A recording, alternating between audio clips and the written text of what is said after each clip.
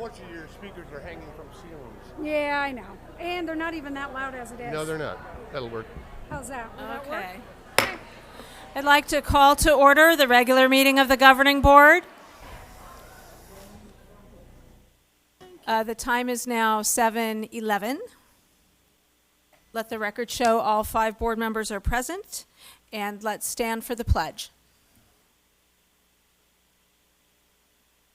I pledge allegiance to the flag of the United States of America and to the republic for which it stands, one nation, under God, indivisible, with liberty and justice for all. Can I get a motion to adopt the agenda? So moved. But we have a second. Oh, Oh, don't. I'm sorry. I'm just, It's my bad. It's okay. I move that we adopt the agenda, but move items 7C and D to between items 3 and 4. So after the superintendent's report. I got it. So may I second it now? Yeah. Second. All those in favor? Aye. Aye. Aye. Aye. Aye. Any opposed? Hearing none, motion carries 5-0. And moving on to governing board reports. Ms. Tweedy. Well, welcome everyone. We have another crowded board meeting, so hopefully we'll move it along and you won't be here too long. I was able to attend the retiree celebration, and I would just like to thank everyone who's retiring for all their years of service in Deer Valley and wish them well. Also, I will be attending, and I wish I could attend all the 8th grade promotions, but there's too many, and I'm looking forward to attending Stetson Hills and West Wing's 8th grade promotion tomorrow evening, and then the graduations this weekend. Thursday and Friday. So that was that for my report. And I also wanted to bring up, I've received some feedback on my comments at the last board meeting, and I've been copied on some emails. So I'm just going to address this directly. I stand behind everything I said last week. I do not believe I made any inaccurate statements. I went to 13 websites. I pulled the starting and top salaries for only the principals and the directors. So those were the only administration positions I referenced when I spoke. I will gladly send anybody a copy of those spreadsheets. I do have the backup for that.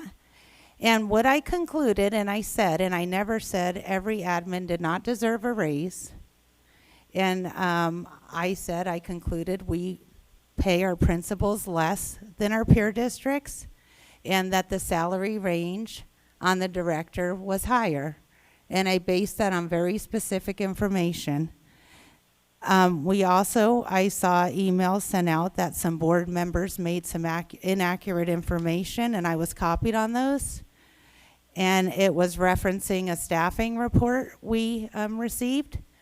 I have the staffing report. I will share the staffing report with anybody who asks me for it. And it basically confirmed what I said. If you look on page 54 of the document, it references a comparison of our principal position with peer districts. And it concluded that there were negative variances on our principal positions, which is exactly what I said last week. And it also shows 5 director positions, and 4 of the variances were positive and 1 was negative, showing that I think our salary would be higher in the director range. So with that, I said that I would oppose giving administration a 4% raise across the board because it seemed that some differentiation was appropriate. And I'm not backing away from that comment in the slightest. The other thing I said was there was a 4% difference in the average teacher salary on the Auditor General report and between us and the peer. And if we did not close that gap with 4%, we would still be behind our peers. I stand behind that statement as well. I'm not going to back away from that one either. So I can't think of any comments I made that were inaccurate or that I would not be willing to provide supporting documentation for. So I just wanted to get that out there because I wasn't sure how many people had received that email. Thank you. Thank you, Ms. Tweedy. Mrs. Fisher. Okay, well, I guess I'll start since we're on that topic as it is. I disagree. When I look at the report, the part of the problem is we have people that are at a management level compared to a director in a different district. So we're not comparing apples to apples in many positions. I know for a fact, I've looked at and I've ran our numbers. We are almost 20% below our surrounding districts or our peer districts. It's difference in belief. It's how you look at the numbers, but when you're comparing apples to apples. I believe the example I gave when I sent out an email response to someone was my own supervisor versus the equivalent person here. The equivalent person here makes $40,000 less. I do believe that we do need to look at all districts and the complete district and make sure that we're paying adequately and not overpaying in some areas. But to single out one group, I still believe is very harmful to the organization as a whole. In fact, this year I believe we've lost, well, in the last 2 weeks, we've lost 4 of our top administrators. So it's the world we're currently in. I had submitted an agenda request, and I don't see it here. It may be in the works, but I want to go ahead and publicly request it. One of the things that I believe I've asked for it when I first got on the board, and I've asked for it pretty much every year since, well, with the exception of last year because we were a little busy. I would like this board to discuss putting our salaries on the agenda. What are we hiring people at? Other districts do it. It is open to the public to know what we're hiring at. Then there's not a discrepancy. There's no accusations. There's no so-and-so makes $1,000 more than I do.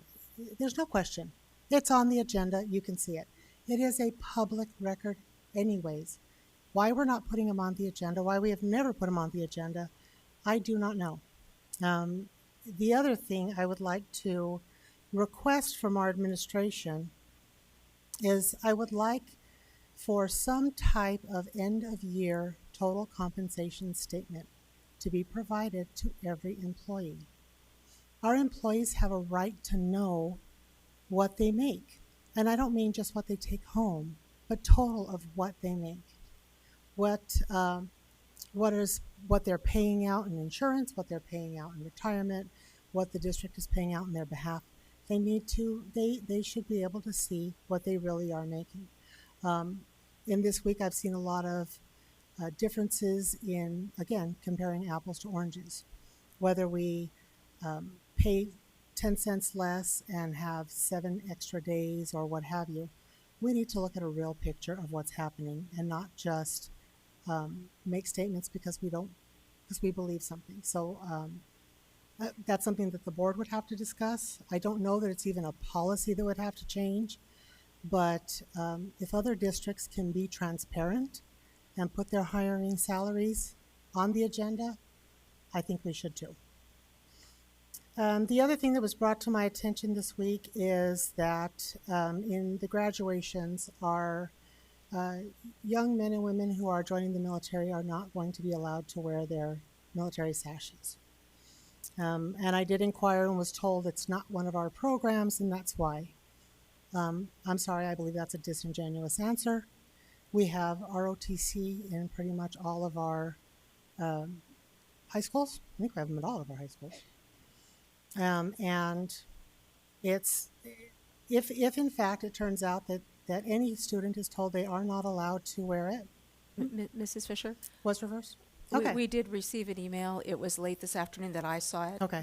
That decision had been reversed. I was in appointment, so I didn't see that. Okay, that's fine. I just wanted to let you know. Okay, if anybody does have anything like that, though, I would hand it to them personally because our military is should be honored, and our young men and women should be honored for their service, and that should never be something that is even questioned.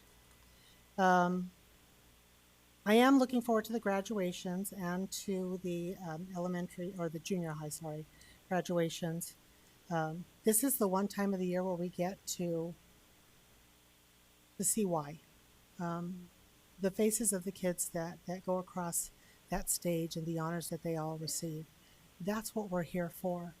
And I just really hope that all of our staff, our teachers, our parents, grandparents, us, I hope we all take a look and watch as these kids are moving forward in life and realize that they're depending on us. All week long, I have heard nonstop false accusations that we were taking from classified staff 4% and giving it to our admin. I've had Purple for Parents contacting me. I've had legislators contacting me. Red for Ed, I've seen conversations. The thing that was really funny is when I looked at the Purple for Parents and the Red for Ed, a lot of them were bringing forth the exact same thing. Now, they didn't agree on everything, and they never will. One of the Red for Ed people, not from our district, but he actually sat down and met with the Purple for Parents. There's always going to be disagreements, but you can be angry and you can disagree, or you can pick the things that you do agree on and move forward with those. It's really hard to watch as people who are good people tearing each other apart. So I just hope everyone takes this week to watch our students and maybe see ourselves through their eyes, because what example are we setting for them when we're just being ugly all the way around no matter what? Take it for what it is. I tend on looking at them and looking at myself and seeing what I'm doing that's not appropriate or is not nice or is a bad example for them, and I just hope everybody else does too. That's it. Thank you, Mrs. Fisher. Mrs. O'Brien. Well, good evening, everybody. Again, thank you all for being here. I'm excited about this time of year, but before I go into that, I do want to say that I've received a lot of emails regarding last week's board meeting and the salary recommendation proposal. And there was some misinformation in there about 4% and 5% being taken away from the classified and being given to administration. And so I do want to set the record straight that the amount being spoken about was 0.5%. I did try to answer emails. I didn't get to them, but I did read them all before this evening's meeting. What I want to say that concerned me most about what I read and some of what I heard is that we are a district, and we need all three groups of people to educate our students. We can't do it without the teachers, the certified. We can't do it without the classified, and we can't do it without our administrators. Everybody has a very important role in what they do. And so what I understand, we're not all going to always agree, but there is a process called the Negotiation Solution Team. We need to be educated about that process. We need to make sure we have facts. We are a district that needs, and most of the time we are a family. So I want to remind everybody that we all need each other to make our students successful. We need to all respect and honor each and every job that occurs in this district. I understand this has been a tough couple of months, but we've made some great headway, and I hope that we can continue to make that success. We've had nearly 10 years of education funding cuts. This problem was not created overnight, and it will not be solved overnight. So we need to do this together and remember that we're in it together for our students. I am so excited this time of year normally because it's graduations and promotions and school celebrations. We've had A+ schools of excellence, a couple of new schools that got their A letters after the ADE did their revisions. So I'm excited about going to my promotions and having a summer break. I hope you all will enjoy these last few days of the school year and end it on a high note with all of us. Thank you. Thank you, Mrs. O'Brien. Mrs. Ordway. Thank you. So it's a wrap up tonight, sort of, kind of. So this year, for some of you, it was your first day of school, teaching or being an administrator. I don't know if there's any students that it could be your first day of whatever grade level you were in. For some of us, it's our last day that we won't be coming back because either we're moving on to our next step. So thank you all for sticking through this year. It was very difficult, although I look at Paul and I know that this is his sad time of year because his kids are leaving. But we have helped our students move forward. We've helped each other move forward. We've gotten through a lot of things this year. We've had losses of students. We've had losses of our staff. And together we got through that, and we're going to get through whatever else we have. So victories, hard times, easy times, sad times, great times. I think we fight so hard because we care so much. So we're all kind of on that road. We just have to figure out how to make room in the lanes for each other. With this momentum that we've had with waking up, I think the public to public education and the lack of funding, because we've gotten so good at getting sticks and rubbing them together and having genies come out of the bottle. Give them more money. What do we need to give them more money for? I think we've woken them up and we've started something great. So valuing education and valuing those that educate is something that we can stick together. We can argue over other things, but we need to have that, in my opinion, a very solid message. So I'll move on to kids. I got to go to Mirage with their No Excuses University screaming at the top of their lungs, awesome, last assembly. It was great. Senior awards at Goldwater, senior awards at Mountain Ridge, and wherever they are. It's just so fun to watch the kids, but then you watch their parents and they've got tears in their eyes, and I don't know if they're crying because the kids are leaving or because they're leaving. I'm not sure. So we'll have to see that again at graduation because we'll be at the 5 of those. So there were carnivals, new traditions for people. It is a great time of year. So before we get into the meat of this meeting, I think this is the meat of the meeting. Maybe you could look at each other, the person sitting next to you or across from you, and just say, hey, we did it, or we're almost there. So thank you very much for the honor of serving you one more year. Clap for yourselves.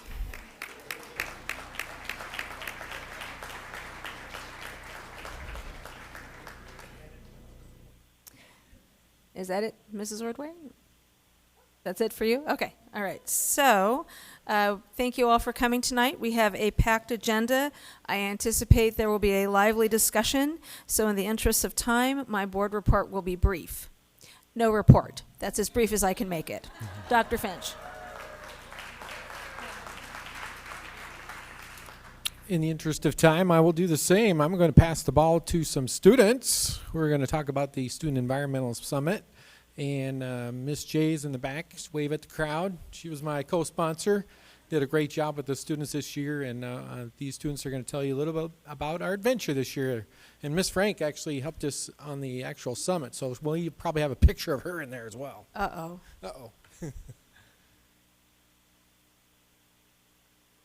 Hello, my name is Max Linstopi. I'm a senior graduating at Mountain Ridge High School, and I've been on the summit for 5 years now. This Superintendent Student Advisory Council is a place where 8th graders through your senior year, kids about 30 from each school in the district come together once a month, and we talk about issues school-wide and district-wide, as well as we plan for our yearly summit where we get kids from 5th grade to senior year to come from schools all over the district, and we teach them about a subject that the council decide on, and we bring informative and interactive activities to the summit. For the main objective is to have these kids bring back something that we taught them at this summit, and create an activity that they can teach their whole school about. And in effect, we impact a few, and then we impact many. This year we had an environmental summit where we talked about things such as sustainability, air quality, air pollution, carbon footprint, and anything else you can really think about the environment. We had activities such as environmental Jenga, activities that show people their carbon footprint, and other things such as that. And the main thing was to have these kids learn something and bring back something that they found powerful for their self to the school. One school brought back a replication of a summit tree that showed things that they planned on doing to activities that they thought would help with the environment and sustaining it, such as turning the sink off while brushing their teeth and things like that. This council was something that was really impactful for me over these 5 years, and I would like to thank Dr. Finch and Mrs. Siraj for making it a wonderful year this year, and I hope to see it grow sometime in the future. And I'd like to introduce Ashley Brown to talk what she wants to talk about.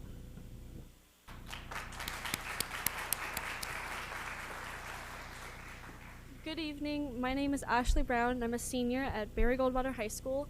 This is my first year a part of the Superintendent Student Advisory Council, and I absolutely loved it because we got to interact with kids.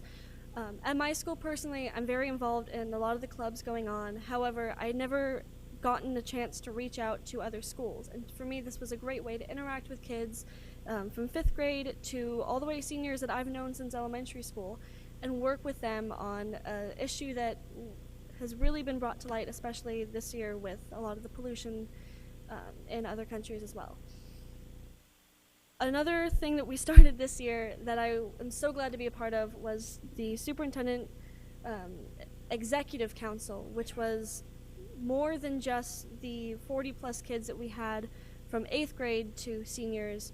It was sophomores and juniors and seniors that had maybe been a part of the council for a long time, or seniors that wanted to step up and really get things done that we didn't have time for in the meetings themselves. Altogether, this has been a great leadership opportunity for everyone, and a lot of the schools brought back many things that they plan to implant in their schools in the future.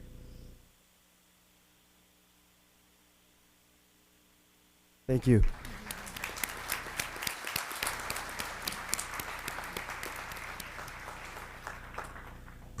I want to publicly thank Miss J too. She was important in making this machine go, and appreciate all the time, effort, energy she brought to the crew.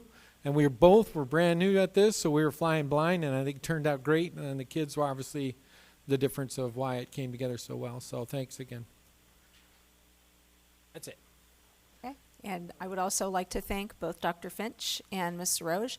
It was a great experience for me, and very well organized and very well done. Never would have guessed it was both your first time putting this on, so excellent job. All right, so we will move on to item 7C. I move that the governing board accept the administration's recommendation for the Director of Administrative Leadership and Services. Second. Okay, and Mrs. Moffett. Good evening, President Frank, governing board members, and Dr. Finch. I'd like to introduce to the audience and to you again, Dr. Zerbach. He's back behind me right here, Gary.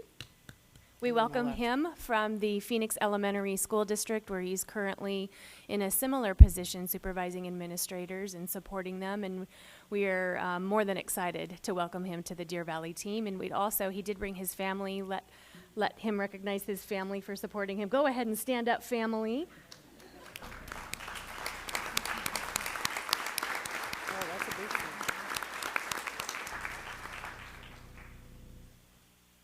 Okay, are there any questions or comments? Hearing none, I'll call for the vote. All those in favor? Aye. Aye. Any opposed? Motion carries 5-0. Oh, I'm sorry. Okay, so 4 ayes, 1 abstention. I apologize, Mrs. Fisher. Okay, so we'll move on to item 7D. I move that the governing board accept the administration's recommendation for the principal of Las Brisas Elementary. Second. Mrs. Moffett. Okay. We are also very excited to make the recommendation of Mara Kirash for principal of Las Brisas. She also is right behind me. There she is.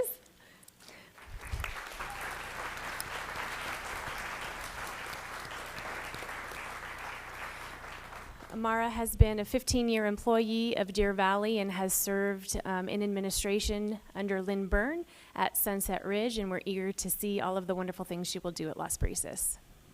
Okay, questions? All right, I will call for the vote. All those in favor? Aye. Aye. Aye. Okay, so the motion carries 5-0. Can we do like a big round of applause now? Yes.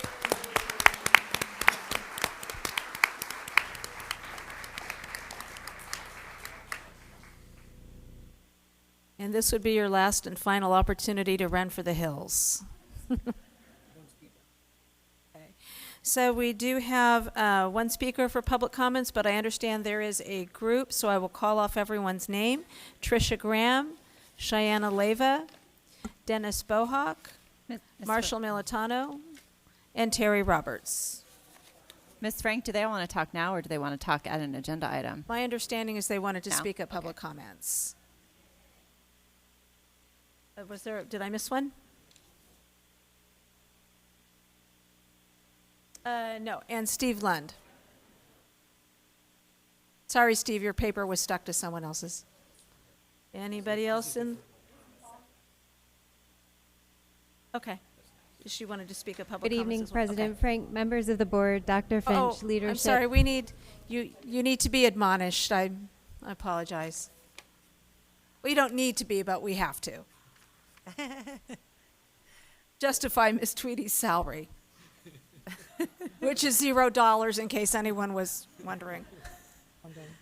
The board invites public comment on the district's business in general and on any agenda item in specific. All speakers must observe the rules of decorum.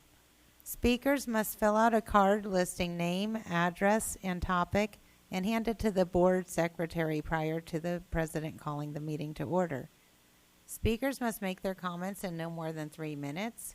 If necessary to accommodate all speakers within the 30-minute overall limit, the board president may shorten each speaker's time. Constructive criticism is in order. Rudeness, vulgarity, disruptive conduct, or remarks disrespecting personal dignity are not in order and will not be allowed. Under the Arizona Open Meeting Law, the governing board cannot discuss or act on any items not listed on the agenda. Board members may respond to criticism made by a speaker, ask staff to review a matter, or ask that a matter be placed on a future agenda. Please state your name for the record. Tricia Graham. Good evening, President Frank, members of the board, Dr. Finch, leadership, and peers. I am Tricia Graham, principal at Canyon Springs STEM Academy. My name is Cheyenne Leva, principal at Constitution. My name is Terry Roberts, assistant principal at Deer Valley High School. Marshall Militano, bus driver clerk. Maria Leva, President, Deer Valley Education Association. Steve Lund, Vice President of the DVUSD Association. Dennis Bohak, President of DVUSD. Kelly Fisher, kindergarten teacher at Las Brisas and DVEA secretary. Cheryl Heath, teacher at Copper Creek and DVA treasurer. Jeff Kingsley, mechanic for transportation and DVUSD treasurer. Sorry. Carly Kelman, special ed teacher at Sunset Ridge and vice president of DVEA. Present the building level leadership team. Last night, for the second time, the Negotiations and Solutions team that consists of 14 members representing classified staff, certified staff, building level administration, and district level administration agreed unanimously to endorse the 2018-19 salary recommendation, as well as to fund the top 4 budget items for approval at the board meeting tonight. We truly appreciate your continued support of the 10-month NST process, which negotiates salary terms and specific interest budget items. Thank you. Okay, thank you very much. And then we had another speaker who wished to speak at general public comments, Carrie Knudsen.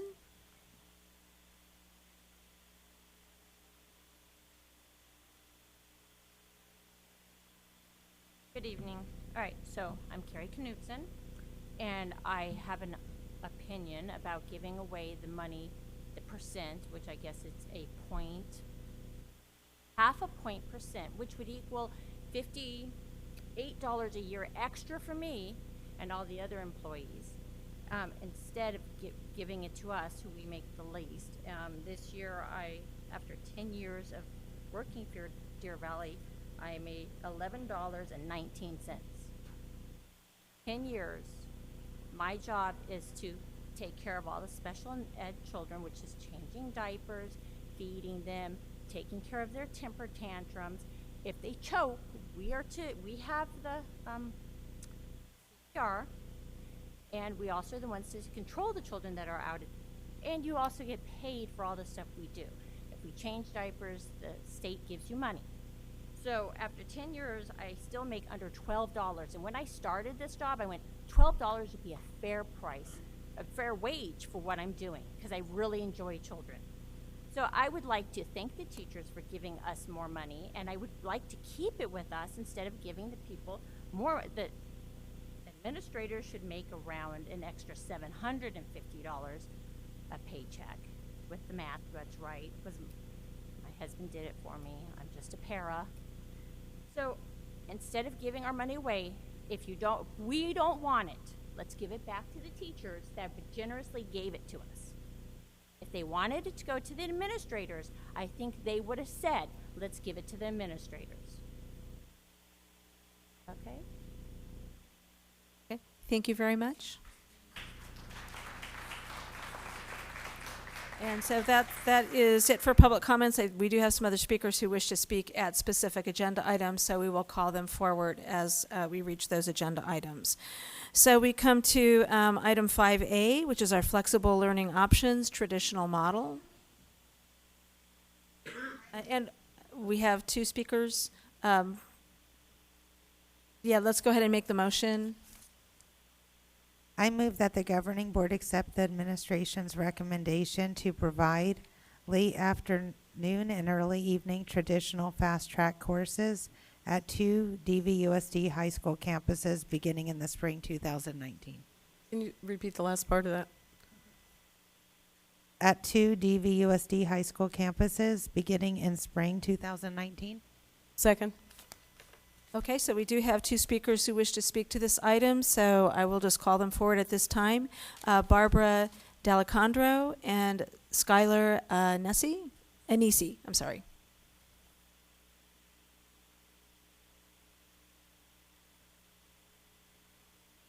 Skylar was unplanned.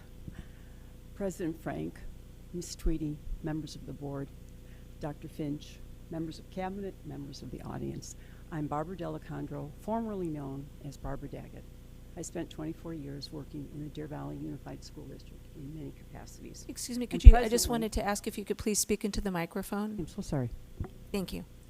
And presently I am serving as Executive Director of Deer Valley Academy. Let me first say I want to thank Dr. Finch for taking time to meet with us and listen to our concerns. But I'm here tonight to tell you the history of your 17-year partnership with Deer Valley Academy. The school was established in 2001 in answer to a number of questions that the board was struggling with at that time. First and foremost was the concern that the graduation and dropout rates at the high school level were not where they wanted them to be, and worrying that the high schools were overcrowded and there was no relief in sight. One of the questions they were trying to answer was how to offer a program that helps students get additional credits at no cost to the student, no cost to the parent, and no cost to the district. Hence, the charter school emerged. Now, as I stand here, when I say charter, I know some people begin to cringe, but we are quite unique and not like any other charter that is out there. We were established by the governing board to help students make up credits while making use of facilities that were sitting empty. DVA was piloted at Barry Goldwater, and then shortly after moved to Deer Valley to provide better access for Mountain Ridge and Sandra Day O'Connor students. Tonight you have a proposal that has 3 components: increasing and refining your online program, initiating an after-school summer school program, and providing equal access to the Boulder Creek New River community. We are totally in agreement with offering anything in the Anthem Boulder Creek New River community. For far too long, these students have driven long to get the services that other students can access for a much shorter distance. We ask you to consider an afternoon pilot program. This is a good first step to be able to better analyze the costs over time. We ourselves have had to go slowly so as not to get into a financial bind. We are more than willing to offer our assistance if it is wanted. In conclusion, let me say, we are not in the process of taking students from DVUSD. We simply borrow them for a while and send them back to you to graduate from your high schools. Students can take courses as often as they want with no cost at all. Once, twice, 3 times. We are your partners. We are not your enemies. We were established to benefit Deer Valley students, Deer Valley School District, and the Deer Valley community. We are advanced and accredited. 30 seconds. Our students are your students. Our teachers are your teachers. Our curriculum is your curriculum. We operate at little or no cost to the district. While the law has changed since we were established and does not allow districts to sponsor charters, there are a number of different legal options that exist that may prove beneficial to all. Thank you for allowing me to speak. Thank you.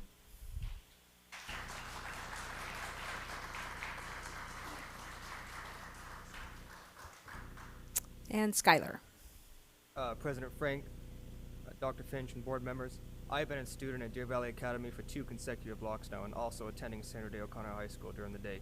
While I began Deer Valley Academy in an effort to work on some recovery credits, it has also been an educational experience that I will remain forever grateful for. The 6-week blocks and class sizes of no more than 12 students has enabled me to succeed in ways traditional schooling has fallen short. I do not learn like the average student, and having the option to attend has been a game changer for me. And it is not just shortened and condensed curriculum, but the very culture and style we are allowed to learn in. Every night, students are able to purchase things such as hot dog, pizza, chips, soda, and snacks of all sorts, most of which are only $1.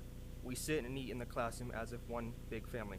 All the while, we are taught in a highly intimate setting that allow for greater academic retention and the curriculum geared towards real-life scenarios, something I have not been offered in all my years as a Deer Valley student.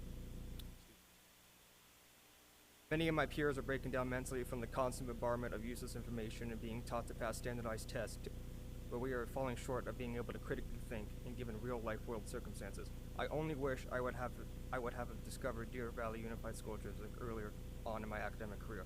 I'm here to tell you that kids like me need programs like this, and if the system isn't broken, why try to fix it? Thank you. Thank you very much, Skylar.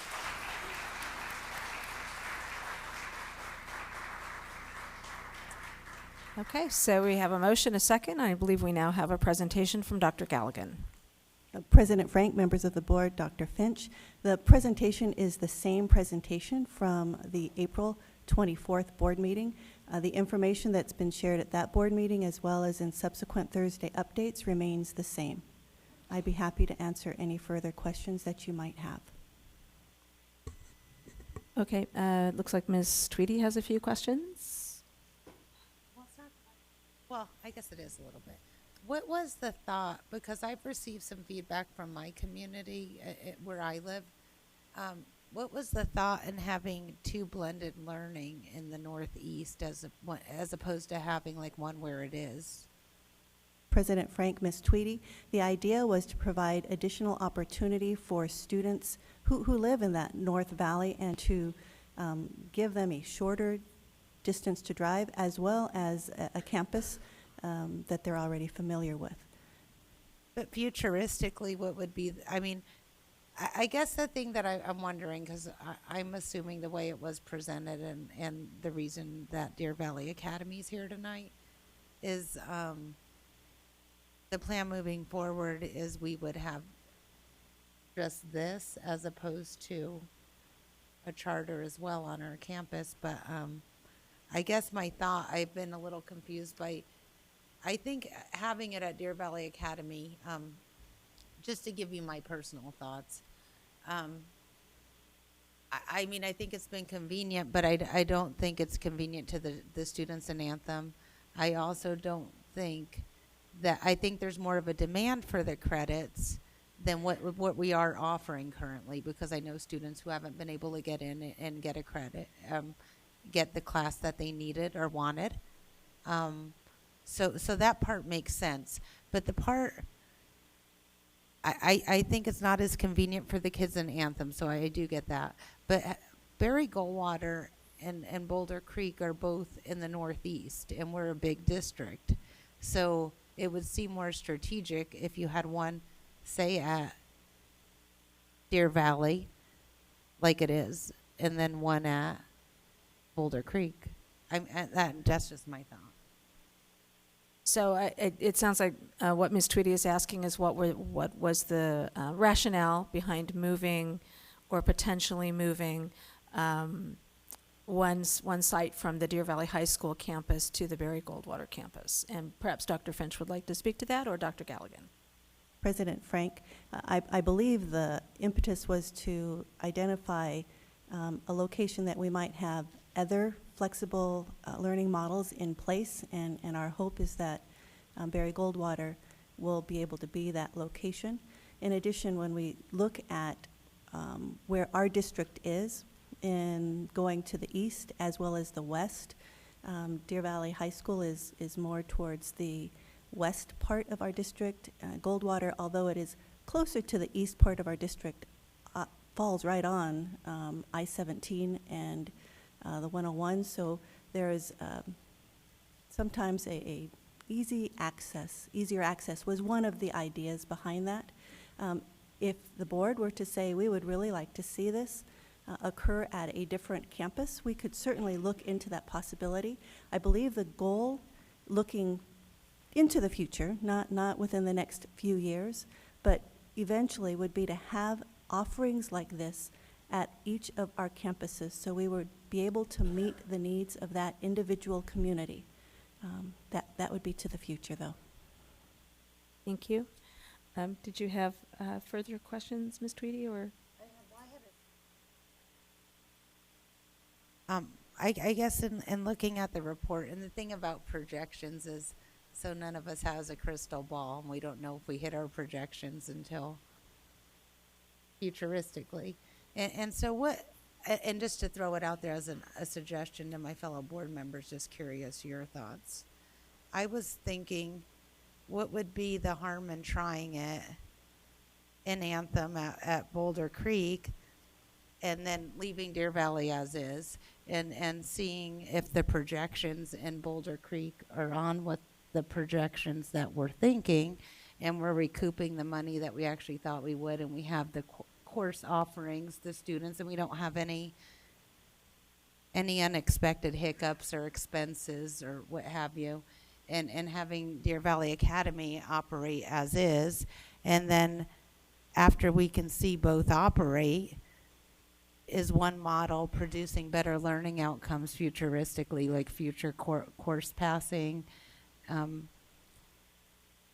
for the students, and looking at their future success as one more efficient, because we also do generate money from the rental and we don't have the startup. So I'm just thinking, rather than jump in completely, you could kind of do both and see and fill a need. Mrs. Ordway. Oh, I thought that's what we were doing. I thought we were shadowing or mirroring for a year, but anyway, that's not, you could, right, but. Right. Correct. The Deer Valley Charter Academy will be running at the same time as our Berry Goldwater and Boulder Creek. So we'll actually have a year to watch. Okay. So really, that's not my question. I just wanted to clear that up because I thought that's what we were doing. What are the sizes of classes we're looking at? Because my concern from the beginning has been this very, all of our children are special, but this very special population that has found a niche. I'm not saying that it can't be found somewhere else, but I'm just nervous about the class sizes, the one-on-one, the camaraderie, the difference between maybe a brick and mortar during the day class and that evening kind of atmosphere of learning. President Frank, Ms. Ordway, the goal would be to have smaller class sizes, anywhere from that 12 to 18. Obviously, it's going to be driven by the student need. By having a location at Berry Goldwater and a location at Boulder Creek, we will be able to offer more or the same so that those class sizes can remain smaller. The goal is to provide as much opportunity as is possible for students who will benefit from those classes outside of the school day, in the afternoon, late afternoon, or in the evening. Well, since it is such a difference, as Skylar was talking about, are we thinking about capping something at, I'll just pick a number 15, or are we going to say, well, you know, we need to have blank amount of kids so we can do this? Because I don't want it to turn into what we're doing during the day, because then it won't be any different for them. President Frank, Ms. Ordway, this opportunity gives us a way to offer additional avenues for students to recapture credits, whether it is through this brick and mortar, either late afternoon, early evening, or it's through a blended model, or it's through an online classes. All of those are options that will be available for students to identify which one will meet their best needs. By having it at the traditional model, face-to-face, brick and mortar, after hours at 2 different locations, we truly do believe our class sizes will be low. We would definitely cap it. We know that the students who need a smaller class size because a comprehensive high school is not working for them absolutely do need that one-on-one attention as well as smaller class sizes to be able to work successfully. So is that something that we would add, that we're going to cap the class sizes? President Frank, Ms. Ordway, we certainly would. I could not tell you at this time what that would be, because you also have to look at where the need from our campuses and the students who would like to attend would be. Right. So is there a minimum amount of students that can take something? I'm trying to make sure that we have exactly, if not more, the flexibility for all of the individual situations that are utilizing that type of learning environment, that either stay in it because it is that smaller environment, or they get the self-esteem and they get the skills that they didn't have and now can go back into the high school. So I don't want to lose that, and I don't want to vote on something that has even a chance of losing it.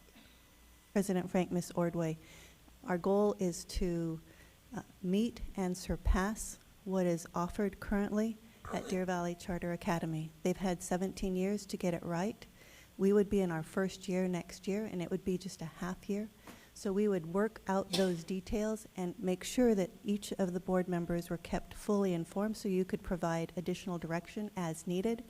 But our goal would be to provide a learning environment that would help students be successful in late afternoon or evening courses. I do not have a number for you.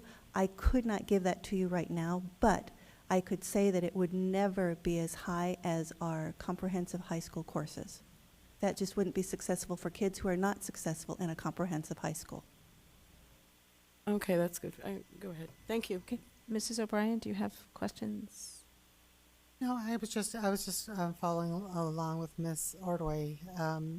At some point, we would have to have a hard cap, Because one of the problems I have with our class sizes is we say when we hit here, it's for X amount of days, it's going to be a new teacher. And then we hear that it's not a new teacher. And it's that, well, it's got to be that for a week, and then it's still not a new teacher. And then it's 2-3 weeks, and it's like, well, it's still not a new teacher. It becomes a para, and now there's more kids, or there's other. I would like to know that there's something a little hard. We need to do it for all of our classes, to be perfectly honest. But in this environment especially, there has to be a hard cap on the volume of students. Because if not, it's guaranteed not to be successful. So it was just going off of the same thing. Okay. Well, I do have some thoughts to share. I don't want to step on my fellow board members. No, I still wanted to turn, but I can go. No, you can go ahead, Mrs. Okay. O'Brien. You were looking at me. I wasn't sure. I was waiting to know that it was okay to speak. Proceed. Thank you. Dr. Finch, the presentation that was from the April 24th meeting does say in there that it's going to be a cap of 20 students. So will we honor that cap? I realize that the young man, Skylar, who spoke was talking about 12 students, but, I want to know, I think that I have fellow board members who want to know that at first we're going to be steadfast in that decision. Yeah, I also agree with everyone that's speaking. You're all on the right trail. I trust Dr. Galligan and the team that will make the proper adjustments. What I think they're referring to is each course is unique. Some kids are there because they're getting their chemistry, and some kids are there because they're getting Algebra 1, and those are two different types of kids. And so we have to adjust to each type of kid. If we make a solid number on all classes, then it doesn't adjust to the needs of the kids. So I trust the team that they'll make wise decisions on how to meet the needs of the different types of students that are going to show up. Remember, there are 80 FTEs that come through that machine, but could be hundreds of students. So each grouping of students could be different. So for us to put a number on a specific type of student, I'm a little nervous about that, but if that was a deal breaker with the board, we could do it. It would impact, obviously, the economic side of it, but for example, the chemistry class may be allowed to have 22, but the Algebra 1, we want 12 for various reasons. So I'm trusting the machine to be able to figure out what's best for students. And I think that's what Dr. Galligan is talking about. But if you thought that would be a good number to work with or a better number, we'd be open to that. Okay. And then, actually, speaking of staffing costs, and I do understand that how we cap numbers and make those determinations does impact staffing costs. But the presentation talks about some yearly staffing costs, but what it doesn't talk about is the type of staffing. And so while the young man who spoke earlier, Skylar, is a current student in one of our high schools and has access to a counselor there, the kiddos that might be choosing to go through our flexible learning model, is there going to be but aren't in one of our traditional high schools during the day possibly, or does this only, is there going to be a dedicated counselor for these kiddos? Dr. Finch, Dr. Galligan, I apologize. That's a Dr. Galligan question. Okay. And if I missed the slide that lists the type of staff we'll have, I apologize. I couldn't.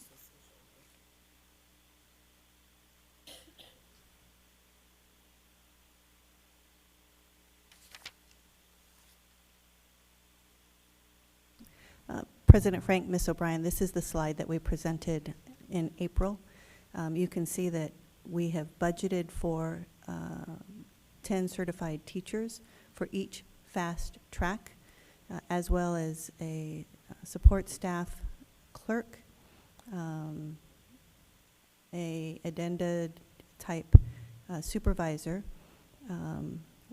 We did not build in a counselor specifically for this after school. It was an idea. It was discussed quite a bit, actually. It's similar to the Deer Valley Online Learning Program. We do not have a dedicated counselor for that large program either. It's not to say that it would not be something that we would bring forward to our school board once we can identify the needs that are going to be generated by the students who attend this particular program. At this time, though, because we didn't have a counselor attached to our other models for high schools that are outside of the comprehensive brick and mortar, we didn't build it into this one. We certainly could if that was a direction of the board. So how does that work for our online kiddos then, or students? I guess I shouldn't. President Frank, Ms. O'Brien, our Deer Valley Online Learning support staff work closely with the high school counselors.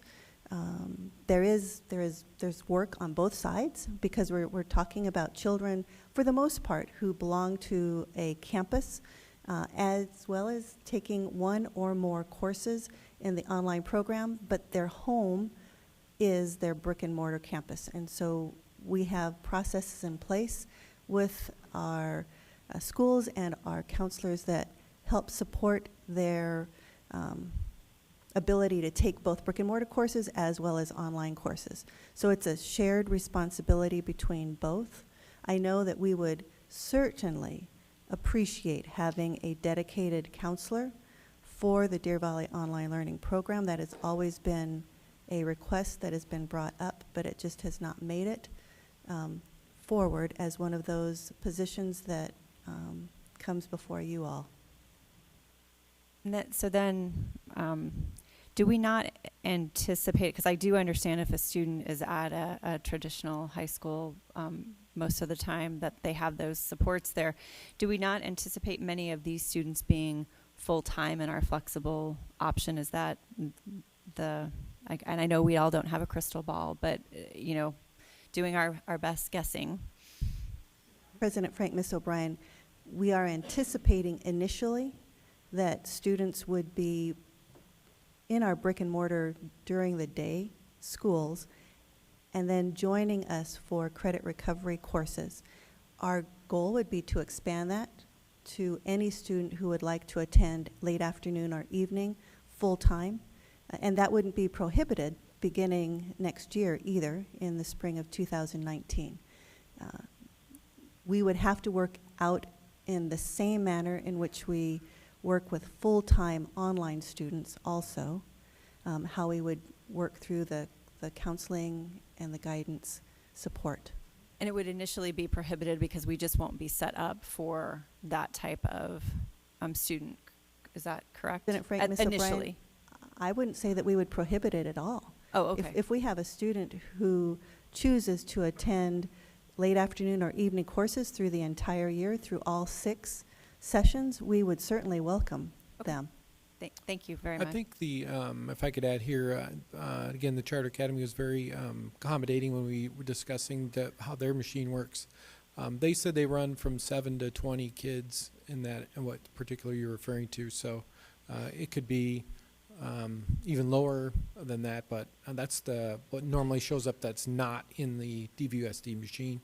So that gives us a ballpark. But remember, we're going to be running simultaneously for a year as well. So we'll be able to learn as we go.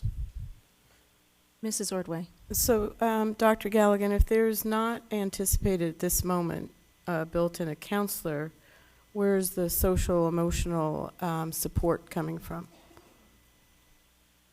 President Frank, Ms. Ordway, that's why we're giving ourselves this summer and next fall, based on direction from the board action tonight, to make those determinations. One of the things that we have identified is to work with volunteers as well as others in our community who can provide those supports. In addition, we have our amazing partnership with Southwest Behavioral Services, and they have said they would be very happy to partner with us in multiple arenas, and this would be one of them. Okay, I'm just a little bit nervous about it because I don't want to take, I just don't want to take something away from students that would not be students if it wasn't available to them to have this type of a place to stay in school. So forgive me if I keep asking the same questions, but I'm really anxious about the supports for these students and the very individualized type of support that they need. So thank you. Okay. I do have some thoughts, and I know, Ms. Tweedy, you have some additional questions or comments? Okay, all right. First of all, I'd like to thank you, Dr. Galligan, for the work that you've done on this project and the proposal, and I know it's come before the board several times. I do believe that the intent is a good one, but I do have some concerns and some suggestions or thoughts to share going forward. And I think you said it best. Deer Valley Academy has had 17 years to get it right. They have partnered with our district and actually started out as part of the district 17 years ago. I did have the opportunity to speak with, and I received emails from and had the opportunity to speak with some of the staff from Deer Valley Academy. I didn't forward questions to you in advance, so this is not a gotcha. I don't want it to be taken as such. And I also wanted my thoughts to be shared in a public meeting rather than just through an email. So I'm just going to put that out there at the beginning. I definitely see a benefit, and I think everyone would agree that there's a benefit to us creating our program in the northern part of the district up at Boulder Creek, because it's very difficult, I would imagine, for those students to travel down to Deer Valley for that credit recovery, and would be a barrier for some. So having a location at Boulder Creek High School with a similar model to what Deer Valley Academy does, we would possibly, I would imagine, maybe bring in more students, capture more of those students, and increase our graduation rates in that area. That is what I would want to see at least the first year, is if that would hold true. I know that it was mentioned that the plan currently is to run a program at Barry Goldwater High School and Deer Valley Academy concurrently next year. I don't think that's a good idea for the following reasons. We may not have enough students to split between two locations, so we're not really going to get a true picture of what we would capture at Barry Goldwater, and we're going to be draining from Deer Valley Academy and having a negative impact on their program. To my way of thinking, if they've had 17 years to get it right, we've heard from a student that they've had a beneficial program. I've spoken with the executive director. They use Deer Valley teachers. They use Deer Valley curriculum. They have the same accreditation that we do, so it did not sound to me, from what I've heard, that they are inferior to what we're providing. I could support leaving Deer Valley Academy in place and then piloting a similar program at Boulder Creek so we could capture those students. That would allow us to continue a partnership with a program that has been a good partner for us for 17 years. It would allow us to continue receiving the money they pay us for rent, so we would not lose those dollars. The teachers at Deer Valley who work for them, they're paying their salaries, so it's essentially a no cost to us. So those teachers would continue with as they are needed, would not lose that income, and that would not then be a cost to the district. So it would reduce the cost of the pilot that you're currently proposing. And then I would hope that we would partner with them. They've had all this experience all this time. They can help us, or they can assist us with developing our program so to be the best that it can be. Rather than setting it up as a competition, I think everyone would lose in that respect. I would be interested in knowing, if the data is available, how many of our Deer Valley students received a diploma as a result of the services that were provided to them through Deer Valley Academy. Also, when we look at the 86 FTE that I think was quoted as a recapture, if I have that number right, I know you gave us several scenarios from 30 to 80. My understanding, and I'm certainly not would not pretend to be an expert on this, is that it's not as cut and dried as an 86 FTE, because there are students who move in and maybe take 1 or 2 courses, so we're not losing 86 FTE. We might be losing a small % of a % from the funding, but if it improves our graduation rates, then there's a trade-off there. And they're not taking our students because many of those students return to Deer Valley schools. Maybe they only need to take 1 credit recovery, maybe they need 2. And my understanding is also there are students from out of district who attend Deer Valley Academy. So if you're including those in the FTE, there's no guarantee that those students outside of our boundaries would continue with us if Deer Valley Academy were no longer to be in existence. And I think there's really a danger in setting up competing programs in the southern part of the district. I think it's a lose-lose for everyone, where I think we have the real potential to do good things for students and to create a win-win for both the Deer Valley District as well as Deer Valley Academy. Okay, Ms. Tweedy. I guess that's my point. I do think it's a good idea to try this, and the projections are making me really uncomfortable because we're talking about fractional students. We're not talking about whole students, and predicting how many classes they may fail, what the demand is for credit recovery. At the same time, we try to improve our interventions every year, which in theory should reduce the amount of people that need credit recovery. If we get good at intervention, which would be a good thing, we would actually be having a negative impact on our credit recovery program and capturing the ADM. But I do see a benefit, and I think we lose students because of we don't have enough resources. I'm just curious why we can't just try it at one school. It's going to be half the startup cost. And see what happens, and if we can afford to add the services that the other board members mentioned and what that would cost. And if I feel like we jump in and we overcommit to these programs, and then we make a commitment to a community, to a family, to employees, and then all of a sudden it's like, wow, we're in a financial bind, and we have to. I mean, hopefully we will be successful, but I don't think that we have the demand to have 3 locations going. It's definitely going to negatively impact one of the locations. So it just, to me, makes sense starting at one place first. Thoughts from other board members? I actually have some questions. Okay, Mrs. Fisher, go ahead. And then I think Mrs. O'Brien, you also had some, so you'll be after Mrs. Fisher. Dr. Galligan, in 2005, we had night classes at Barry Goldwater. Were those Deer Valley Academy, or what were those classes?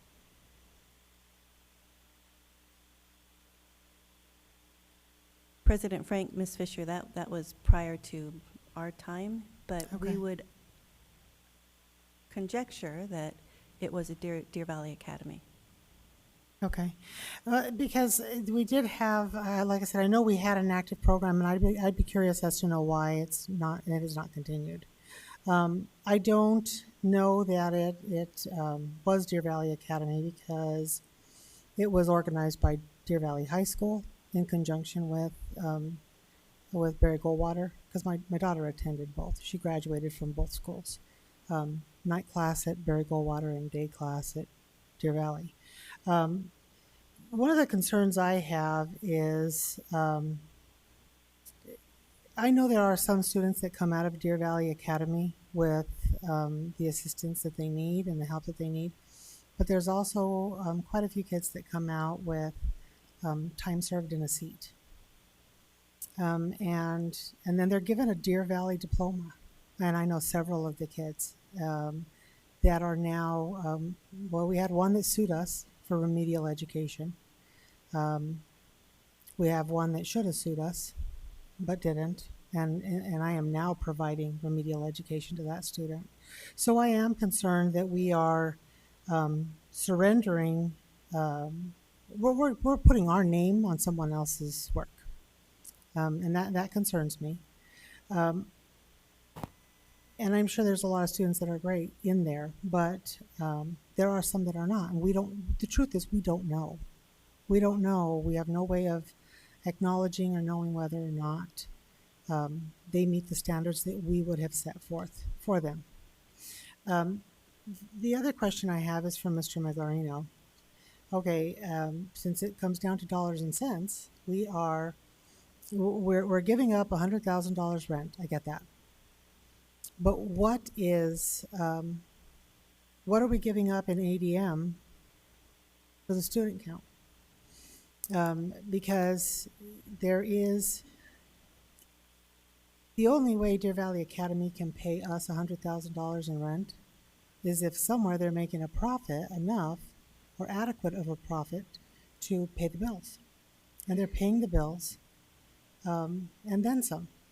So I don't think we're not shutting down Deer Valley Academy, we're just not having them on our campus. And I'm confused as to why, I don't know, I guess it would be like a polygamous marriage. I'm not sharing my spouse with somebody. I'm not going to, I don't see why we would want to surrender our students to a charter when we have awesome teachers, and we've already said that they're using Deer Valley teachers.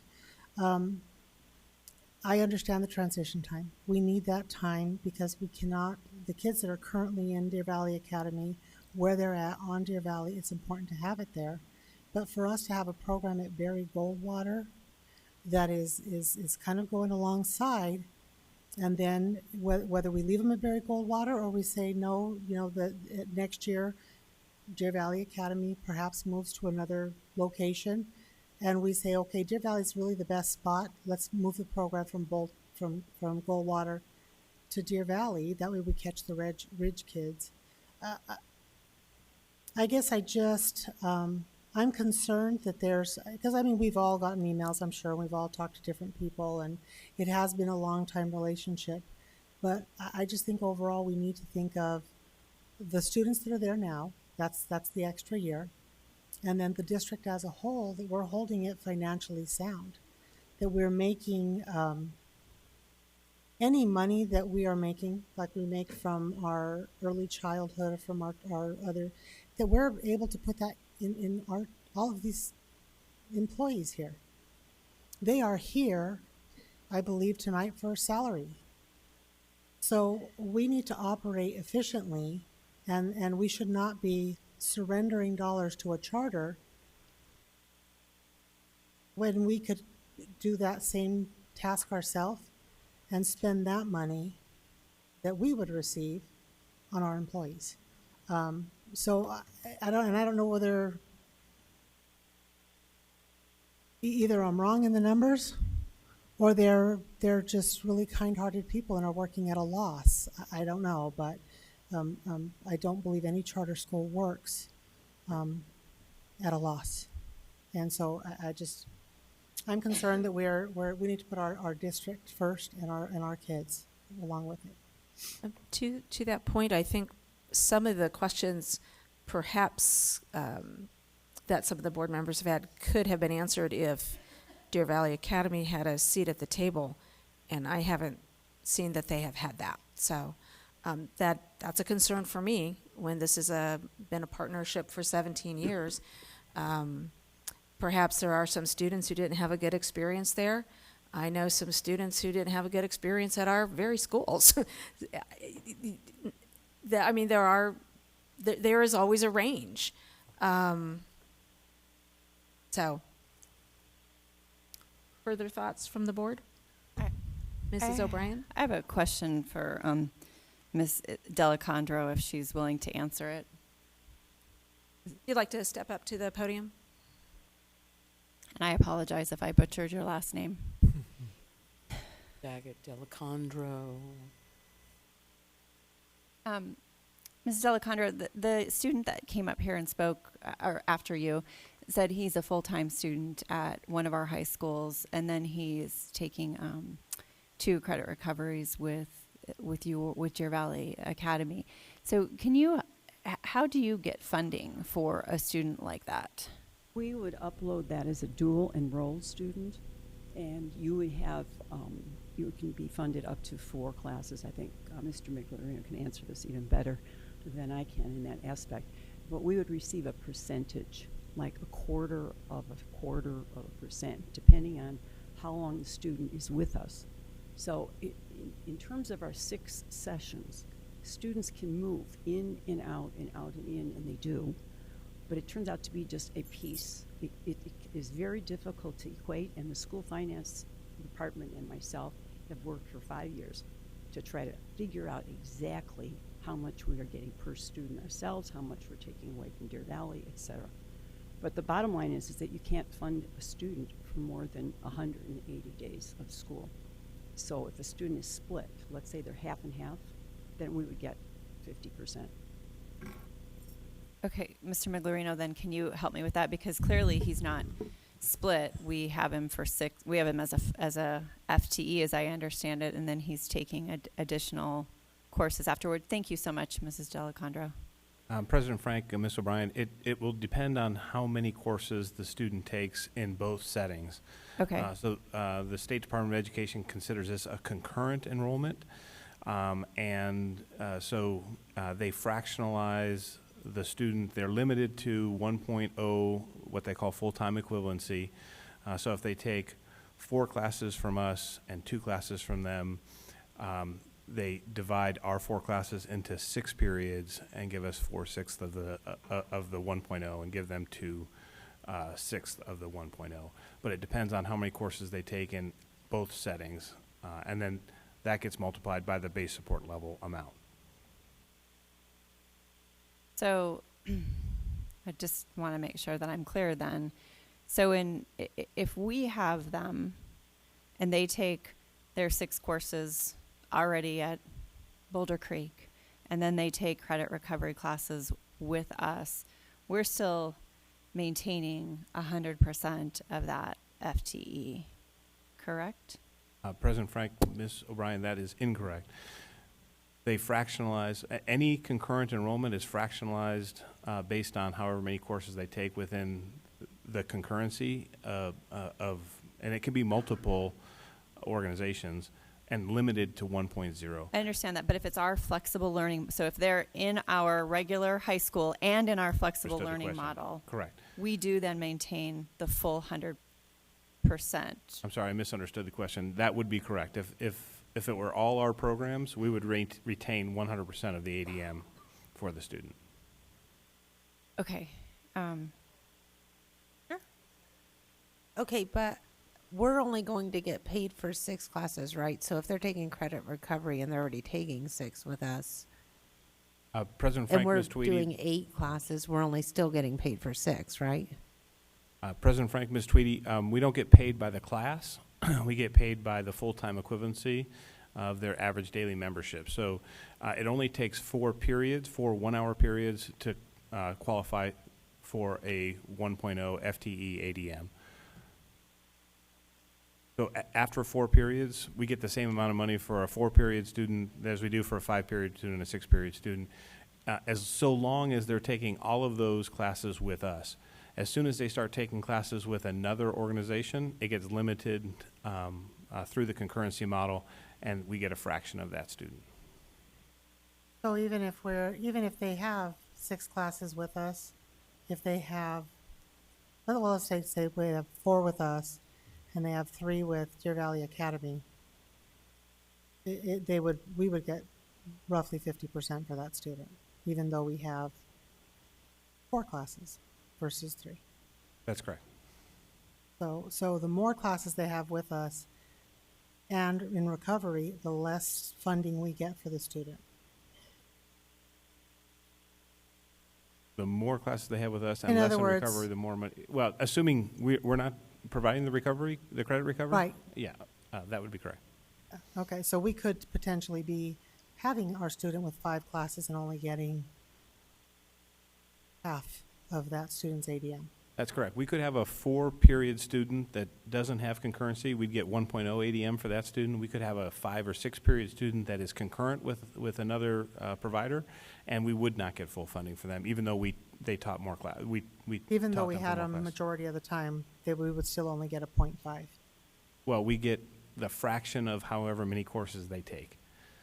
Okay.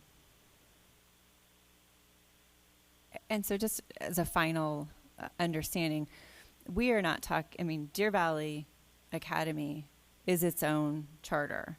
So what we are not closing it. What we are doing is saying we want to have this own model on our campuses and retain our students. That the Deer Valley Academy very likely will move itself to another location if we just continue that relationship at that for the facility rentals that they currently have. Correct, Dr. Finch? That is correct. They started out governed by our board, and then when legislation changed, then they got their own board and became their own entity. And so that is part of the problem, I believe. The community believes that they are us, but in fact they are a charter. That's the only one in the state of Arizona that's on a public school campus, and has been there, like you said, for many years. I have also worked with this model in Michigan, so this is not new to me. What's new to me is the fact that it's a charter on our campus. I think Ms. Fisher was on the right trail, that rightly or wrongly so, they get our sticker. They get our perception of being a Deer Valley diploma when that sticker goes on there and we import those credits. So that's an important piece to remember. And I think from my chair, I would like to control the variable for our stickers that go on our diplomas. And I actually think we need to set up a testing system for all charters so we can guarantee the product that comes to us. If you take Algebra 1 at Primavera, I want to know, did you learn anything? Just because you got a sticker from them doesn't mean it should be going on a Boulder Creek diploma. So I think that's a piece of the puzzle as well. Charters operate at no cost to us, correct? They're called competition.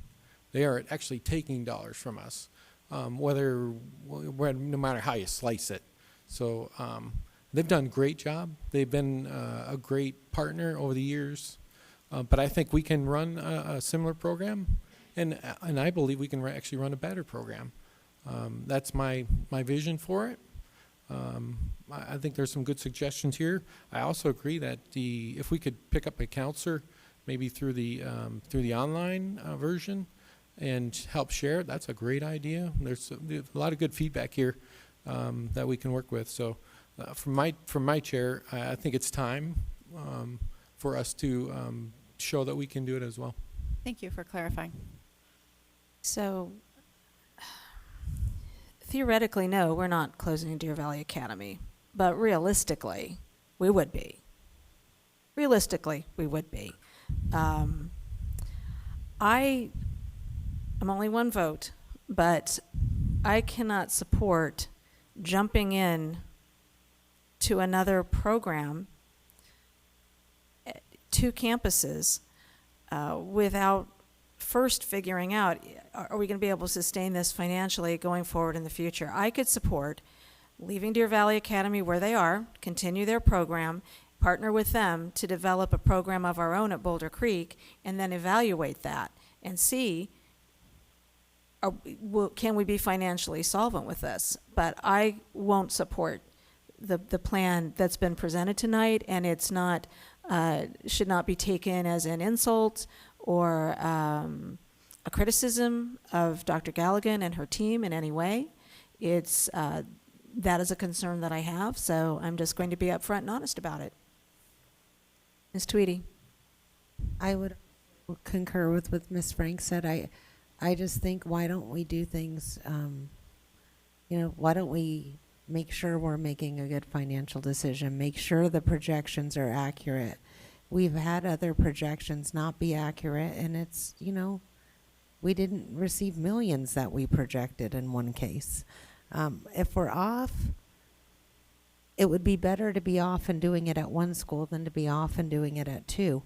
I do think we should try this and see, but what is the harm in getting the data and seeing which one's more cost efficient, and if our projections are accurate, so we don't end up in a situation where we are doing something we can't afford to continue. So I'm with Ms. Frank. I would support trying it at one school but not two. So So for Ms. Tweedy and Ms. Frank, if we put this at Boulder Creek and left Deer Valley Academy intact as we were going to, and not have it at Barry Goldwater, if that were to happen, Dr. Finch or Mr. Migdalino, what is the amount of time, if there is one, that we need to have to sever an agreement to use our facility for this purpose? President Frank, Ms. Ordway, I believe the agreement is a 1-year notice. So we could leave this intact as is, other than subtracting Barry Goldwater from the equation? Is that what? That's what I'm but saying. You guys are just to see if we have enough students. I mean, if we find Deer Valley Academy is turning students away and Boulder Creek is turning students, we have enough students, but I'm just saying let's go slowly and just see if the projections are off, or we want to get a counselor. What is it going to cost, rather than just jumping in and then realizing we don't have the money to do everything we thought we could. So you're just looking to make sure that there would be enough students. You're not thinking that we shouldn't take care of our own students as long as we can financially support that. Yes, and then what I was also thinking, in going forward, if we do find that we're, recapturing the students like we thought, it's just harder to project that with fractional students. But if we were recapturing what we thought we were going to recapture and moving forward, I'm not convinced that putting them at Barry Goldwater and Boulder Creek is convenient for our students. I would also then think we should maybe space them out more. Well, I don't know about convenience, because if you're up in the Boulder Creek region, you're always going south for something. If you're in Mountain Ridge, you're going I'm saying we're west putting them at the or two. east. We're literally putting them at the two high schools that are closest together, but that's a separate thing. Barry Goldwater is not close to Boulder Creek. They are polar opposites, on the opposite side of the district. We're Barry Goldwater's Boulder Creek east, is like almost towards up to the I-17. Yavapai County line. Yeah. And Barry Goldwater is. But you're not right off I-17 on both of them. You're not south or west. Right, but there's miles between. Well, I understand that, but that's a whole different Okay. discussion. That's But a my different point issue. was trying at one place and. But would we still, as we're trying it in one place, are we waiting for 2 years to have Deer Valley Academy on our campus, or are we going to go forth with what we're saying, taking Barry Goldwater out of the equation? In my view, we would see what it looks like in a year. Like, did we recapture it? Can we afford it? If we're not recapturing enough students, could we afford the cost at two? Because right now, one is no cost to us. One is going to be some type of a cost to us. I'm just saying, look at it and see. I think, if we could afford to do it all ourselves, that's great. And the quality's there and it's everything we thought it could be.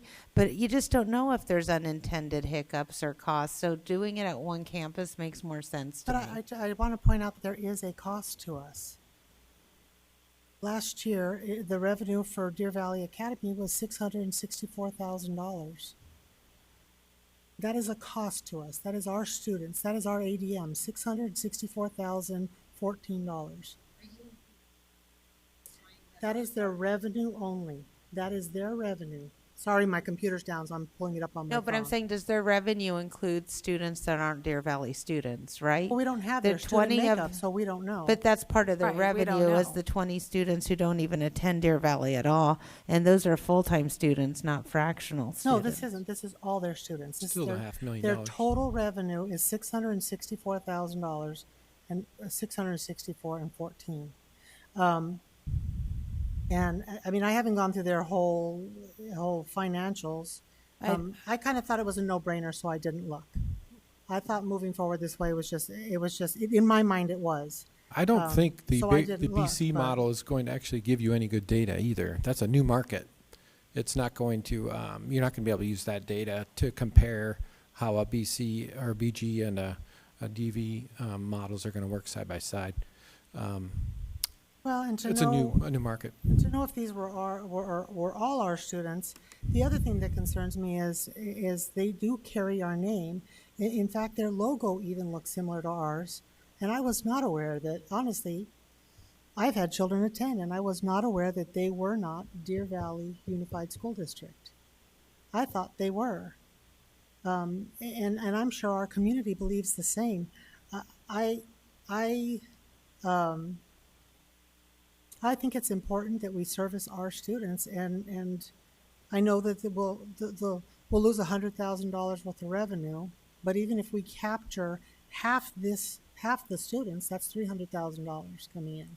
But I think that's a part of the problem with them not having a seat at the table is we don't really know what that number completely encompasses. So, See, and I guess I don't understand the seat at the table, because I don't understand why, Peoria, we've had this discussion before, comes and takes some of our kids on the northern western boundary. Because we've talked about this when we were looking at our students. We would not bring Peoria to the table to discuss how we're going to stop them from taking our students. I guess I don't really understand that concept. I just sure don't I understand can it. explain it to you then. Mrs. O'Brien, did you have a comment or a question? Mrs. Ordway? I did think that Dr. Finch and Barb and even Arlene spoke. Is that not correct? Several times, yes. Yep. It was a great conversation, and they, the first time I met her with one of her board members, and I asked the question, why am I not running this? And that's kind of where it started. So actually, they've known for a whole year that I'm looking at doing the model myself. And then I've met other times as well with other administration, and it's all been pleasant. And they've asked if they could be on if I can't be on Deer Valley High School campus, can I be at another school? And I guess it's the same logic, because they're inheriting my reputation. Because everyone thinks, including the public, that they are mine, and they're not. And I think we're ready. I know we're ready to run it, and I know we can do a great job, and I predict that a lot of their teachers will move over to our shop. And the truth is, if they move off of our campus, which I don't believe they're going to shutter their doors if they cannot operate at Deer Valley High School, they do have almost the ability to operate for almost 2 years in their cash accounts. So I did look at their financials before entertaining this. Correct. And did look, I looked at their administrative costs, their teaching class. They don't have the numbers that we do, so they don't have the efficiencies. I think that since Dr. Finch has been here, he's been upfront that enrollment is the key for Deer Valley. We have one of the lowest capture rates of our student population in our public schools in Deer Valley Unified School District as compared to our neighboring districts. And he's not been shy at all in saying that, that's what he was going after. And I believe this is one piece of that puzzle. So I do support the plan. Thank you, Mrs. O'Brien. Mrs. Ordway? Oh. Are we ready to call for the vote? I guess I'll just throw that out there. I think you just should. Okay. I'll call for the vote. All those in favor? Aye. Aye. Any opposed? Nay. Nay. So the motion carries 3-2. And thank you. We'll work on your concerns too that were brought up tonight. There's some great discussion. All right, so that brings us to our second item of old business, the FY19 revised salary recommendation. I'm sure this won't take any time at all. We have speakers. So I need a motion, and I think Ms. Tweedy is pulling that up on board docs.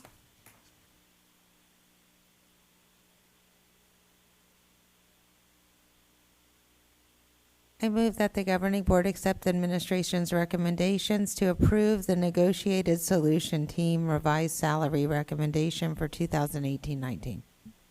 Second. Okay, so we have a motion on the floor, and we have a presentation. So I believe this will be Mr. Miglarino. President Frank, I just wanted to give you an opportunity, if you wanted to call for the vote. Thank you for the hard copies. You can go ahead and do that now, So cute. or we That can go was through good. the presentation, whatever your pleasure is. We're kidding him. I think I'll go through the presentation. I was joking. Oh. Sorry. I just I'm want sorry, to- my sarcasm meter's not working well tonight, but I'm- thank you for the explanation. So much of this information is very similar to what we shared a week ago. I want to make sure that the information that we're going to share this evening, or that I'm going to share this evening, you heard from the NST members earlier during public comment. I'm not trying to advocate for the recommendation. I'm trying to provide the information that the NST, working through the process, developed. And so with that, I'll kind of jump right in. We talked before, this is what the NST process, this is right out of the manual. I didn't author this myself. This is a copy and paste, but basically we work on salary, benefits, employee rights, and actual employee conditions of employment. The salary recommendation was previously approved by the board. Here's just a list of the members as well as the meetings. I did add the meeting that we had yesterday, May 21st, and just wanted to recognize the members of the NST for the time they committed. This is not something that was just decided in one meeting. We have had a number of meetings going all the way back to the beginning of the school year where we kind of lay the groundwork for information regarding the financial well-being of the district to determine what is in each group's best interest for determining what would be part of this recommendation for the salary recommendation. I think this page is probably the most important from the board's perspective. This actually includes the changes from what we presented on May 15th. I wanted to publicly recognize Ms. Tweedy for bringing to our attention the information about the bus driver raise because honestly, we did not, we had looked at this in detail and we were good up until we dealt with the compression, and then she was absolutely correct. We were actually offering the bus drivers less of a raise than we were offering other employees that were making more than $12 an hour. And so that was one of the things that we worked on. The Deer Valley Education Association did ratify with a caveat that they wanted a portion struck from the salary recommendation that the terminology must be paid from Function 1000. We included that in the salary recommendation because that is how the funding was determined that we were getting.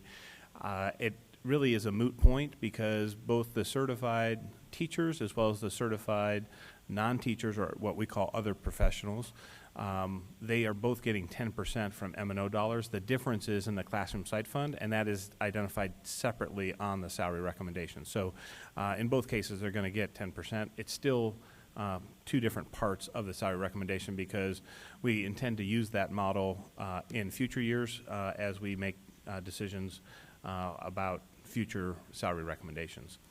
As I mentioned, the bus driver amount was actually a disadvantage for the bus drivers, and that was not our intent. We were trying to do something to attract and retain bus drivers. That has been a challenge for us, more of a challenge this year, but it has been a challenge for a number of years.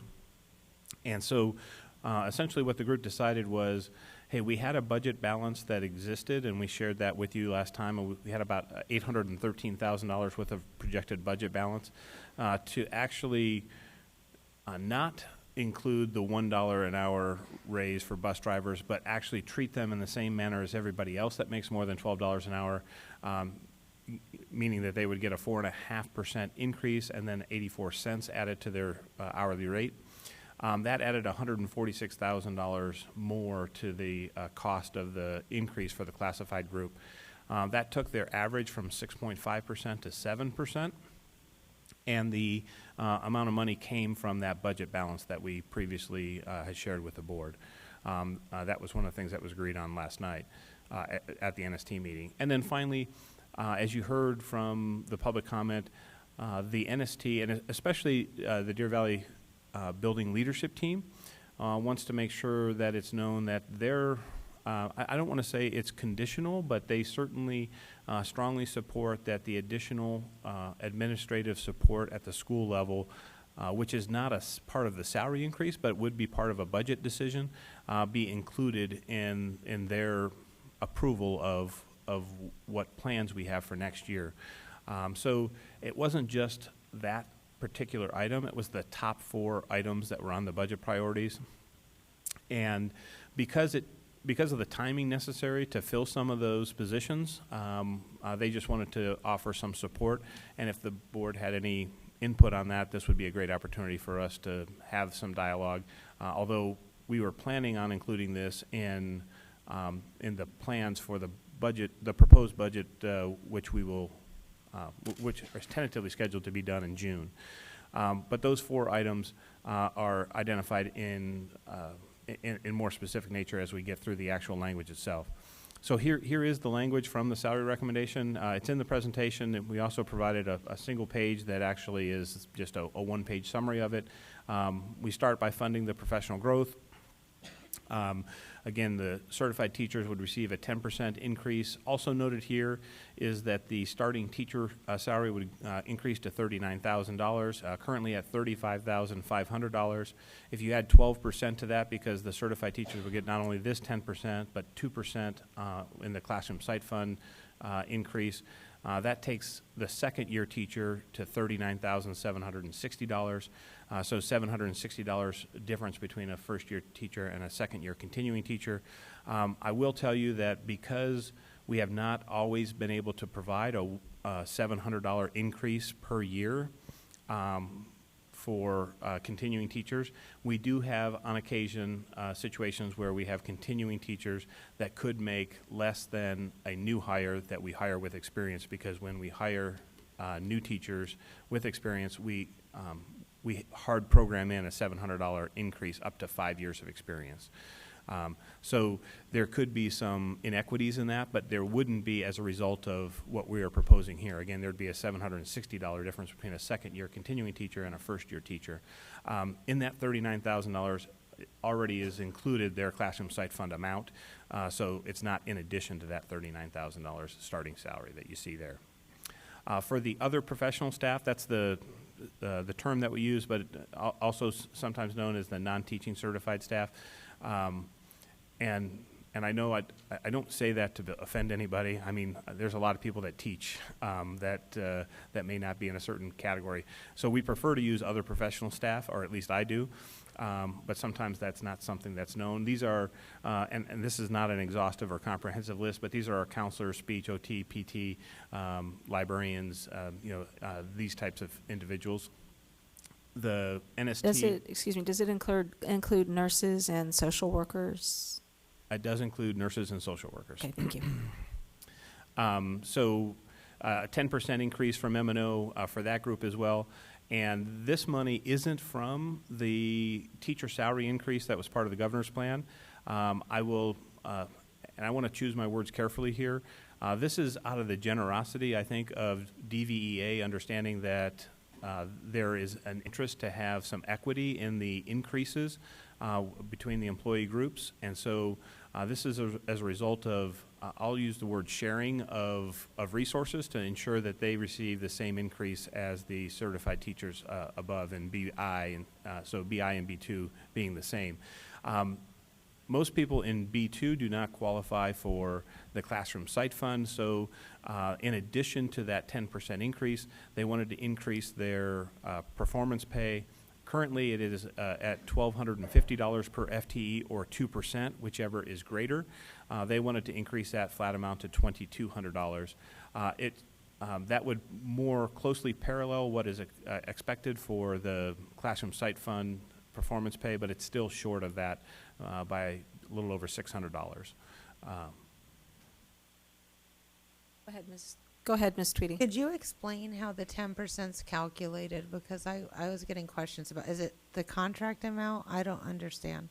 Yeah, President Frank, Ms. Tweedy, it is their base contract amount, so the contract amount that they see, and it is incorporated in that amount, includes some classroom site fund dollars. So I appreciate you asking that question because we have gotten that question as well, and maybe publicly disclosing this might help. So embedded in their base salary is classroom site fund money. It does not include the performance pay, but it does include the money that they receive from Fund 11, which is the base salary portion, the menu money, as well as any instructional improvement fund or the gaming money as well. That's all included in their base salary amount. And that total, the combined total, will be what we multiply the percentage by. And in the case of the DVEA, they asked for it to be a straight percentage increase. So it's just simply taking their contract amount from this year and multiplying it by either 10 or 12%, depending on which group you're talking about. 12% for those that are eligible for classroom site fund money and 10% for those that are not. Okay.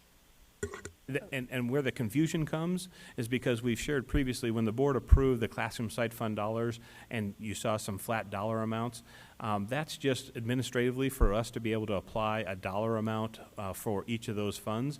That gets backfilled, if you will, from the actual expense. So we know what the dollar what the cost is to increase somebody's salary. The classroom site fund is picking up 2% of that. The M&O fund is picking up 10% of that. So we don't ask people to compare their classroom site fund flat dollar amount from year to year. We want them to compare their total base salary from year to year because the flat dollar amount is going to change based on what happens with the classroom site fund. To that point, Go ahead, Mrs. O'Brien. when you said that DVEA asked for it to just be a 10% increase, versus like you'll see in the next section for classified where some of it is a percentage versus a flat dollar amount. Is that because of that is what is in the manuals, the agreed upon manuals that we have, or is that just negotiated through our negotiated solutions team? President Frank, Ms. O'Brien, so it's actually written in the manual that it would be a flat and percentage unless it was otherwise agreed upon by the group. So they get the opportunity to change that percentage in any given year, and this year they decided to make it 100% a percentage increase. And is it the same in both manuals, Mr. Miglerino, for both classified and certified to make that determination? It is. Okay, thank you. So just to clarify, summarize, because this may get this question. So when we looked at the presentation last week, it said certified teachers at 12% increase. And so it says 10% here, but it's still actually 12. All you've done is differentiate the 10% from M&O and the 2% from classroom site fund. Am I understanding that correctly? President Frank, that is exactly correct. I wouldn't want someone to look at that and say, oh, it went down from last week. It actually didn't. You've just separated those out. That's correct. And I think it's going to be on, it's either the next slide or the one after that, but we'll get to that. So just in the interest of time, I'll flip through this as quickly as I can. So this slide did change. Again, it previously had an item that said the bus drivers, in lieu of any other raise, we're going to get $1 an hour. That has been struck completely from the recommendation, and so we just have the three options for the classified now. Did increase the percentage again from 6.5% to 7% because we had to add some additional dollars to be able to calculate the bus drivers in the same fashion as you see under item 3. But for everybody that's making $10.50 an hour, we forego a raise to them. They get a automatic increase on January 1st to $11 an hour. That's roughly just under 5% for that group for half the year. But then next year they go from $11 to $12 on January 1st, and that's almost 10% for them. So, I do have a question since we're here. So the minimum wage going up, that from the $10.50 to the $11 an hour in January, so that's being considered their raise, so to speak? their increase comes from the minimum wage going up to $11 an hour. Am I understanding that correctly? President Frank, I guess you can characterize it that way, yes. Okay. Would it be possible for them to receive that $11 an hour in August when everyone else, if we're considering this to be a raise, I don't understand why we would expect one group to receive their raise later than the other groups, even though I know that by law we're not required to give them the extra 50 cents an hour until January. But is there anything in statute that says we can't give it to them sooner rather than later? President Frank, it's a minimum wage, so you can do anything above it. And the NST did consider this, but many of these ranges have been collapsed from maybe $8 an hour, and over a very short period of time, they have escalated to $10.50, going to be $11, on their way to $12. So there's been rapid increases in these ranges, more so than any other positions that we've had in the district. So the NST did consider that, and this is similar to what language we followed last year. And other question I have is, so before minimum wage went skyrocketing up, so to speak, if $12 can be considered skyrocketing, prior to that, have we traditionally paid more than minimum wage for positions like paras? I mean, that's one position that comes to mind. Have we traditionally paid more than minimum wage for that?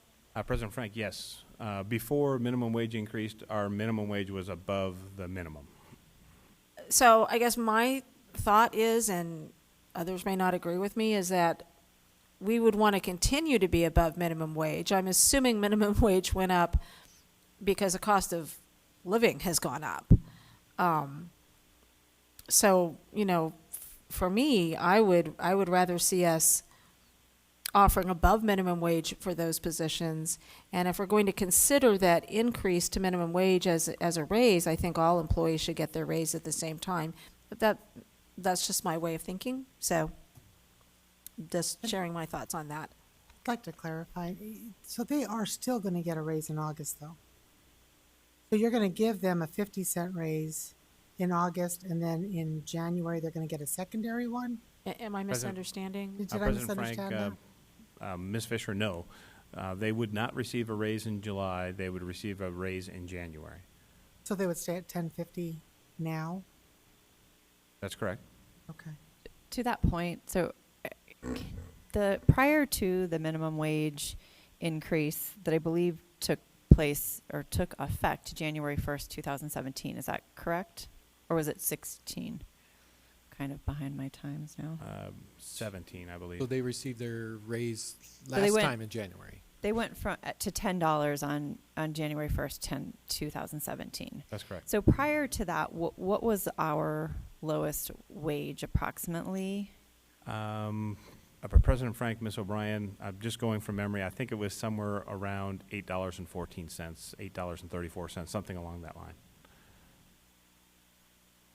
Okay, and then they got their raise they got that bump in January, and now those folks that are at that minimum wage have been receiving. They received another one January 1st, 2018. The next one scheduled on January 1st, 2018. That's correct. They're getting annual raises, just on a different cycle from everybody else. Okay, thank you. To that point, and to Ms. Frank's point, why wouldn't we make the effort to get them on the same cycle with all the rest of our staff? It's hard to say that you're not going to get a raise. You are going to get a raise because you're going to get one in January, and I know that we had to make those adjustments.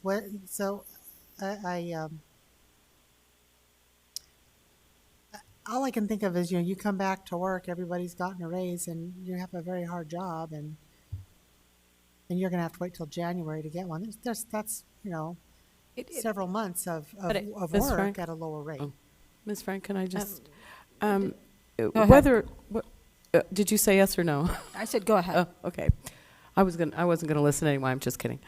So whether or not they've received a bump that's gotten them to minimum wage, everyone else is at minimum wage. So the jobs that we have available, some people may not want to do those jobs for minimum wage. What would it cost, if you can figure this out, to provide the 50% starting in at the same time everyone else, what would that cost us? Miracle worker. President Frank, Ms. Ordway, I believe it's, I think half of the raise is somewhere in the neighborhood of $360,000. So it would be double that if we did it for half the year. It'd be another $360,000. Okay. And I'm making an assumption that January is exactly half, but it may not be just because of the work schedule, their work calendar. And which, and you may not have the answer to this, what types of positions do employees fill that are currently earning $10.50 an hour? And I realize that that's such a broad question. It may be all over the map. Just in terms of categories that I can recall, Okay. a lot of our food service employees, our custodians, paraprofessionals, those types of positions fall in our lowest ranges. Well, in just a sec.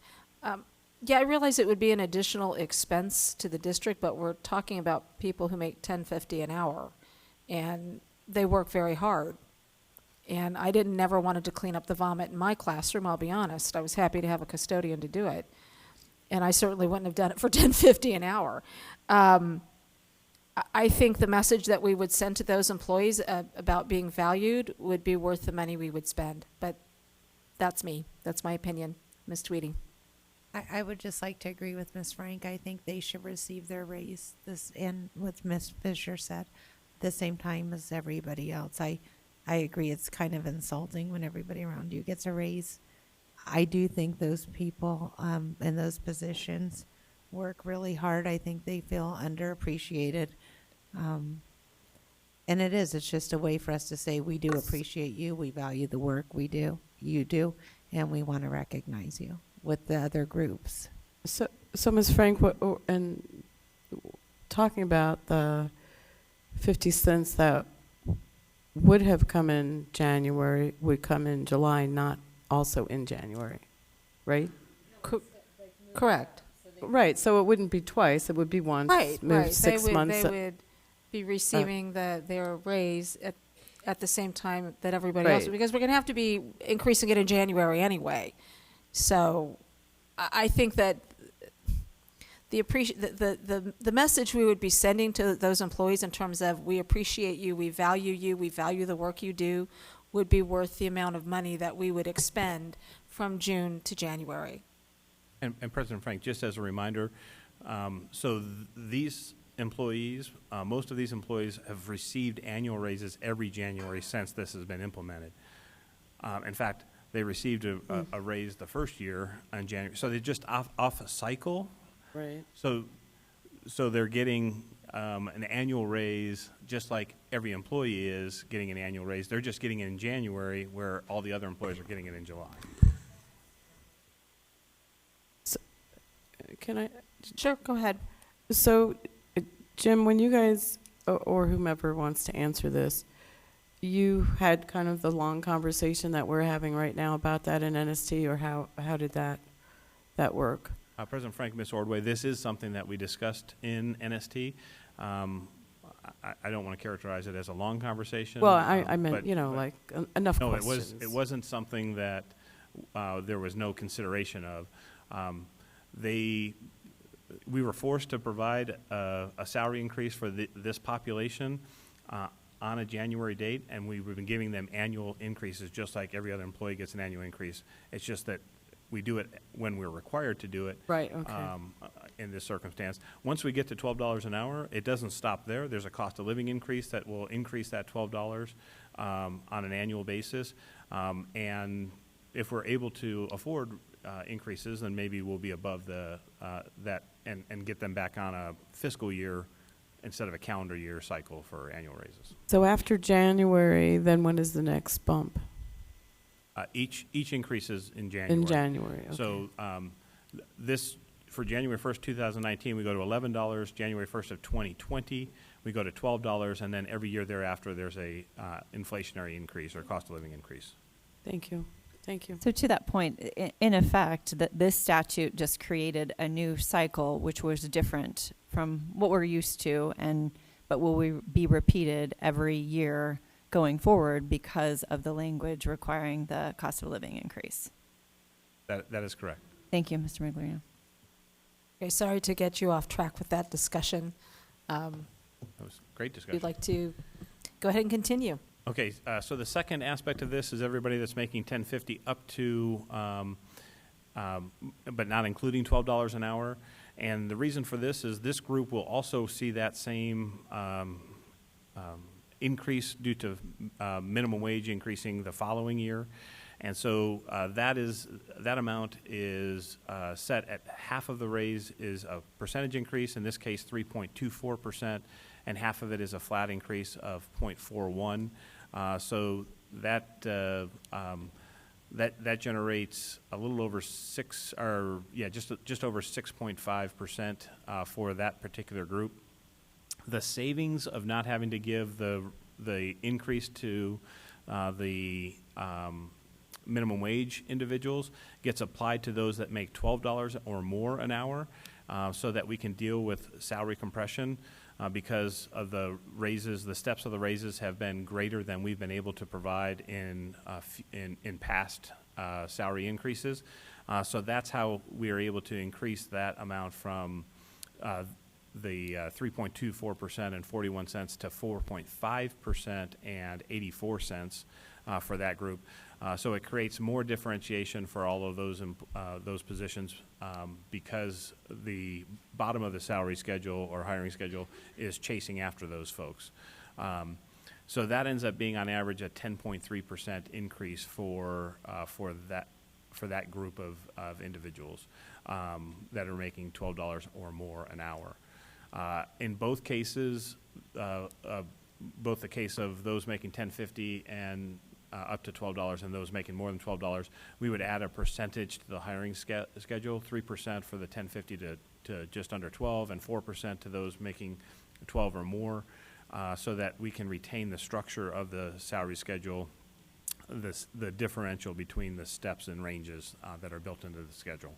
Eventually, we're going to have to relook at that at some point in time because we're going to have at the bottom of the schedule, we're going to have a group of probably a dozen ranges that are all going to be making the same amount that previously had a differentiation to them. At some point in time, we're going to have to try and re-accordion that back out. But that is something that's on our list as an NST to work on. But this particular item here, because the raise is significant enough, does create some of the effect that was desirable to deal with salary compression, which is one of the items that's on the budget list as well. Okay, so that's classified. Admin is 4% on average. That ranges anywhere from 3.1% to 5% because there's a flat dollar amount in here, and we have a wide range of salaries in this group, everybody from supervisor all the way to deputy superintendent. And so the flat amount has a different effect on different salary amounts because the range is so great. But it's $1,454 for the flat amount and 1.98% for the percentage increase. It works out to be, on average, a 4% increase for that group. As I mentioned before, for those that qualify for the Classroom Site Fund, there's an increase for them that's equivalent to 2%. And we've noted the actual dollar amounts, the flat dollar amounts here. Again, it's not great to compare some of the dollar amounts. It's more important to know how much the increase can add to the pot of money that gets distributed to that group. And in this case, it ends up to be a 2% increase. And then there's two notations in the salary recommendation. The first is if we have any unexpected revenue in excess of $700,000, which is about a 0.5% increase if it were applied uniformly, we would reconvene the negotiated solutions team to be able to identify how we'd want to deal with that unexpected receipt of revenue. And then finally, here are the 4 budget priorities that I mentioned earlier. This E of the salary recommendation is actually new. It's an addition to what you saw a week ago. That includes a full-time district athletic director, the additional school-based administration support, a hard-to-fill addenda for nursing positions, and a $5 a day increase to the substitute pay, effectively $85 a day, increasing to $90 a day. So that concludes the salary recommendation. I have a couple other slides just to share that kind of help identify some of the information we looked at as a group. So here's kind of the graphic that I think has been shared by many. So the far left-hand side is our certified group, and it's broken into two groups, teachers and the other professional or non-teaching certified group. And you can see the 10 plus the classroom side fund addition totals the 12% for that group. The 3% was originally what we were considering in terms of salary increase before the governor's plan came out. You add an additional 7 to that, you get 10%, and then in addition to that 10%, there's a small increase for them due to the bump on the performance pay, but that does not get added to their base salary, just for clarification. The classified, you can see the 3 plus the 4% equaling 7%. When we looked at this last week, it was 3 plus 3.5 for 6.5%. The additional 0.5% is the $146,000 that we spoke about to correct our error with the bus drivers. And then finally, administration being at 4%, which is again the 3 plus an additional 1% for that particular group. The NST also looked at what the cumulative increases have been by employee group. So this is over a 4-year period of time. And you can see that if this plan is approved by the board, the admin exempt group, because they have elected to forego salary increases for that group in lieu of some staffing changes, there hasn't, for our continuing employees, there hasn't been significant salary increases relative to the other employee groups. So if the 4% is approved, that means over 4 years there'd be an 8.7% cumulative increase for that particular group. Comparing that to the other two groups, 16.9% for the classified group. That can be sometimes misleading because there's a smaller base to the classified, so sometimes that percentage would look higher than if it were in absolute dollars. And then the certified group being 21%, and I'm using the 12% for the plan, not the 10% of the other professional staff. Somebody could argue that it's being inflated by at least 2% if they're in the other professional group as opposed to the teachers. But the teachers would see 12%, so the 4-year cumulative total there, 21%. So just additional information that the NST looked at. And then just briefly, here's kind of where our budget projection is, $10.7 million in revenue changes. The bulk of that coming from the teacher-specific legislative pay at $9 million, but you see the inflation amount. Also adding to that as well is the M&O override, which gets increased as a result of those two items.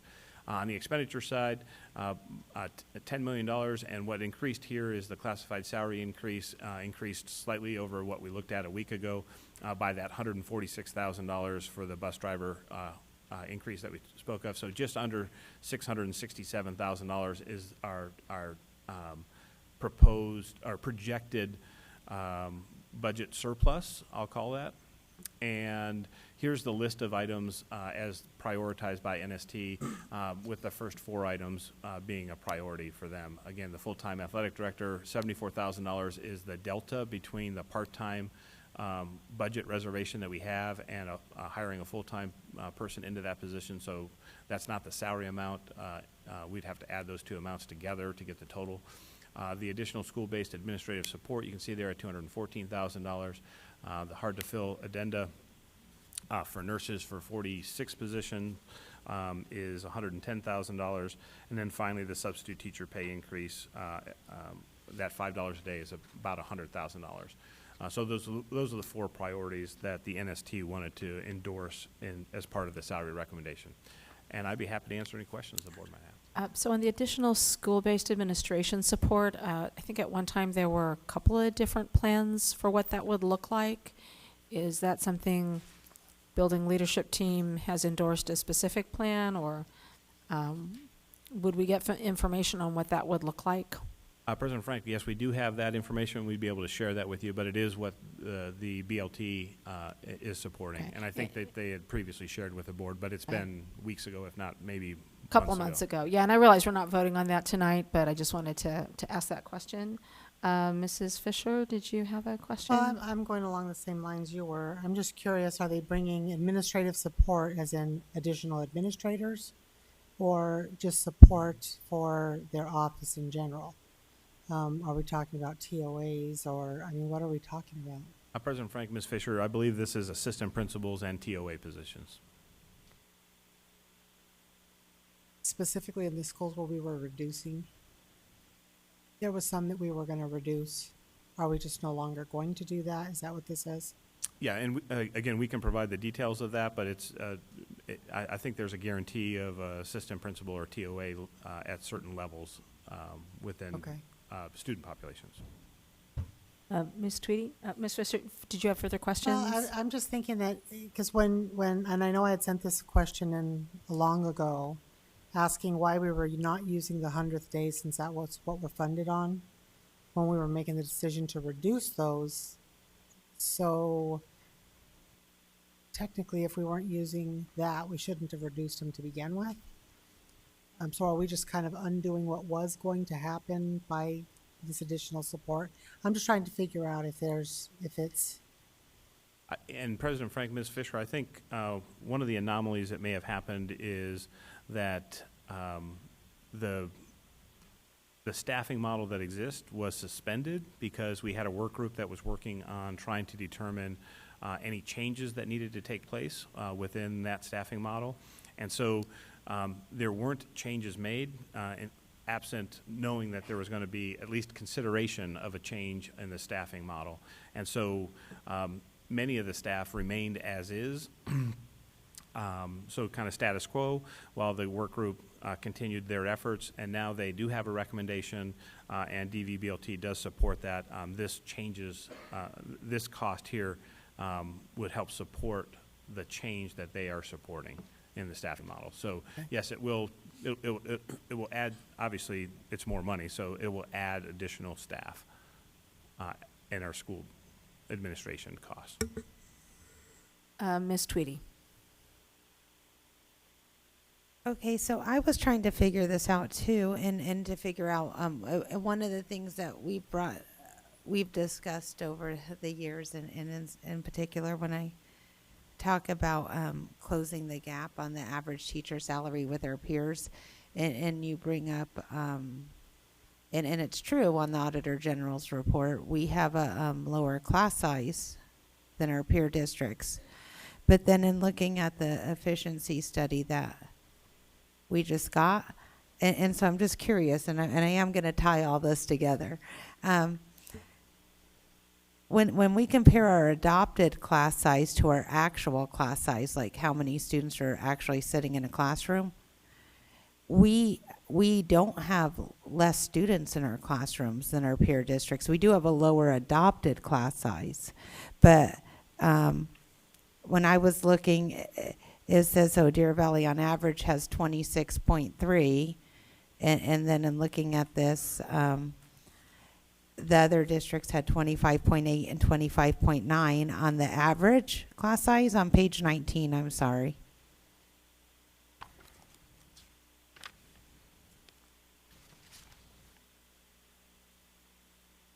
And so my thinking was, so it's clearly not that we need to put more students in our class to reduce our class size.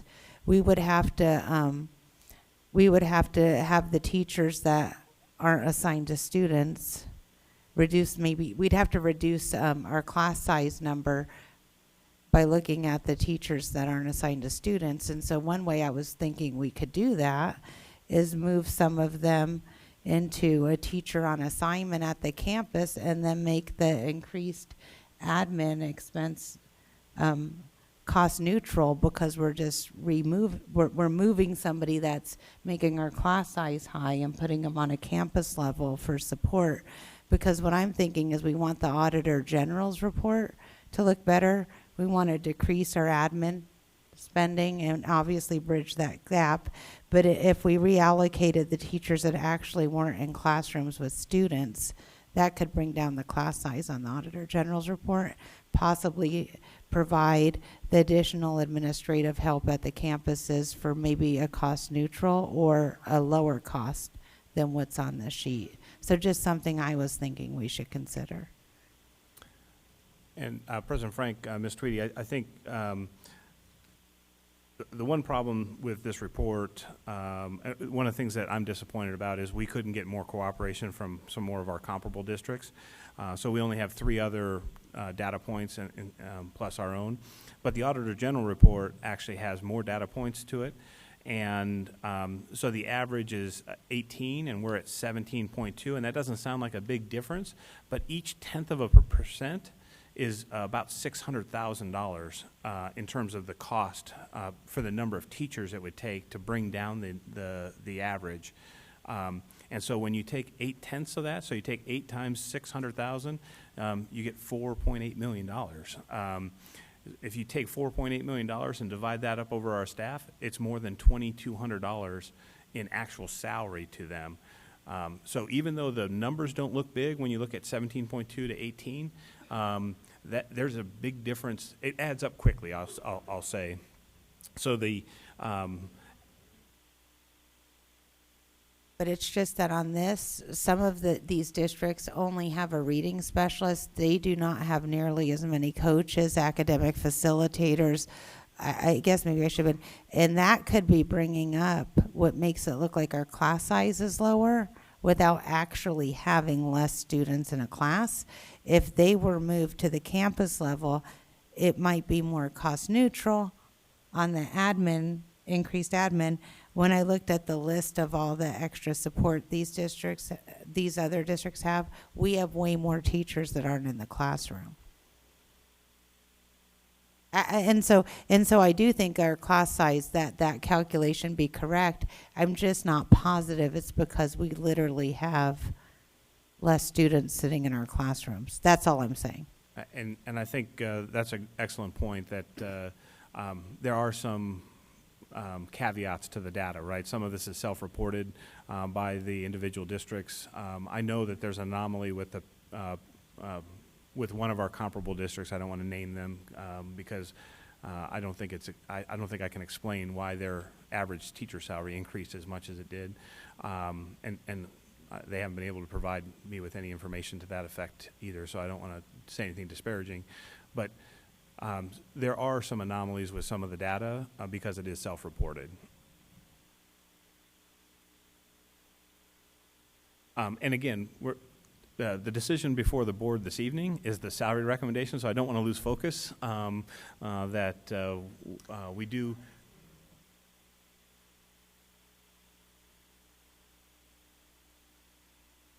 Are there other questions? Go ahead, Mrs. O'Brien. Mr. Miglerino, on the 4-year salary increase by an employee group, there's a notation at the bottom of the page that the classified does not include the Proposition 206 minimum wage increase in these percentages. Is there a reason that wasn't included? President Frank, Ms. O'Brien, just because when we report the salary increase, we just didn't calculate it. So I was just trying to be consistent with other information that we had previously shared, Okay. not only with the board, but with others as well. So Okay. It would increase the percentage.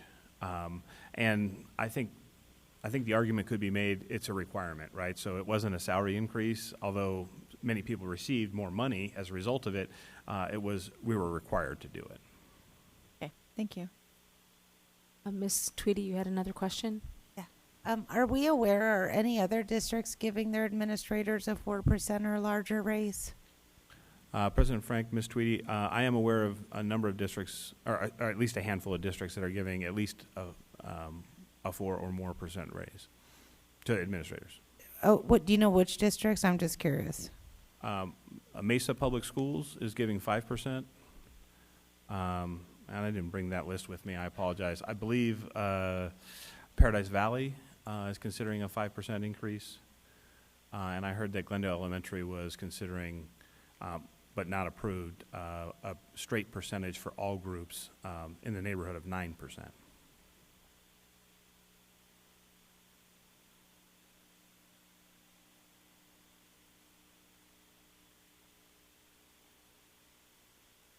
Do you have another question? Okay, I do have a question. So I received quite a few emails, as I'm sure we all did, from various members of the classified group. And what I had heard, or my understanding, was that some of the money, and I think it's the shaded green on your bar graph, that DVA gave a portion of their, and I'm just using the language that I've heard, so feel free to jump in and clarify or correct me, a portion of, and I'll put it in air quotes, their money to certified non-teachers, the counselors and so on, to raise their pay up. And then there was also a portion of their money that went to classified to increase their pay. And a portion of the money, and I think it was, there was some misunderstanding that it was a 4%. I think it was actually, what, a 1 or a 0.5%? So when we shared this with you a week ago, the classified percentage was 3% in the lighter green, and then the shaded was 3.5% for a total of 6.5%. It grew to an additional 0.5% for 4% because of the bus driver correction. But what was originally proposed was just an understanding, if you would, from the certified group that there needed to be some equity within the salary increases. And I think, and I'm going to paraphrase from one of our meetings, that it takes all of us to be able to educate students. So they were trying to make sure that there was at least consideration given, so that if it weren't this way, or if they weren't as generous, I'll say, then they would be looking at a 15% increase relative to a 3% increase for the other certified staff, a 3% increase for the classified staff, and a 3% increase for the administrative staff. And they thought that was, and I'm trying to not put words in their mouth, but I think they felt that was too disparate. And so, and their 3%, quite frankly, is a big number, right? Because most of our, 60% of our spending is in instruction, right? So their 3% went a long way to be able to make sure that others received a larger raise.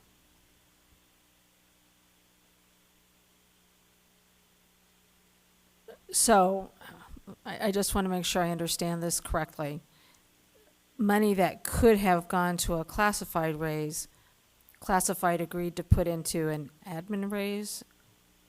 And I probably have this all wrong, but I'm just trying to clarify what I've been hearing. President in Frank, language that a non-math person can understand. Yeah, I think, President Frank, I think those, there have been information shared, in that way.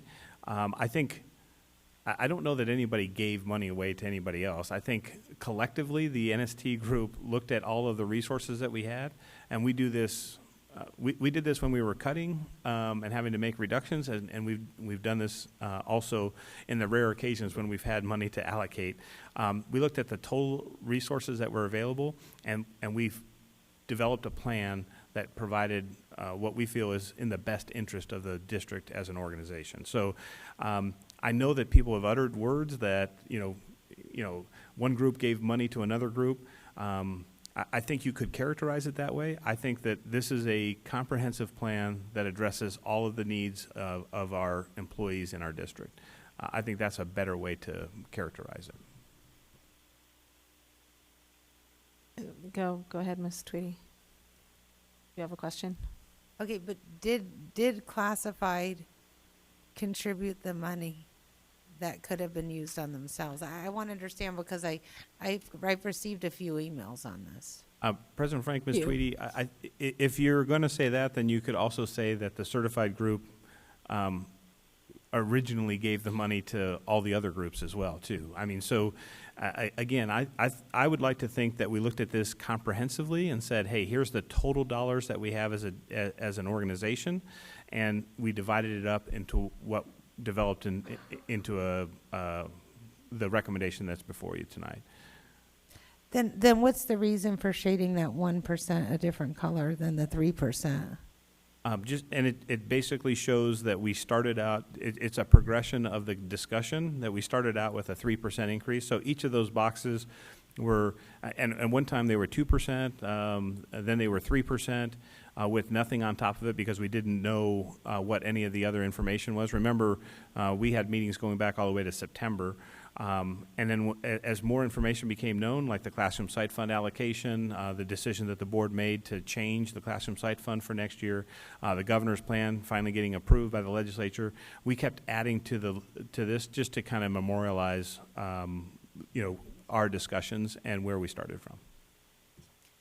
To that point, Mr. Miglerino, so would it be fair to say that given where you just said you started back in September working on a 3%, or what looked like maybe 1, 2, or 3% that was in the original bottom green section, and as the year and circumstances have changed, the legislature and the governor provided school districts with additional funds, and then based on that, our negotiation solutions team negotiated a plan that provided salary increases to all 3 groups.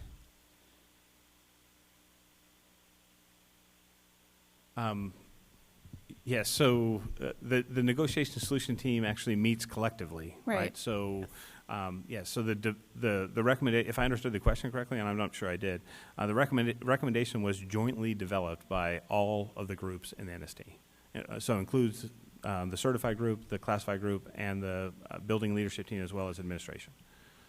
Okay. Thank you.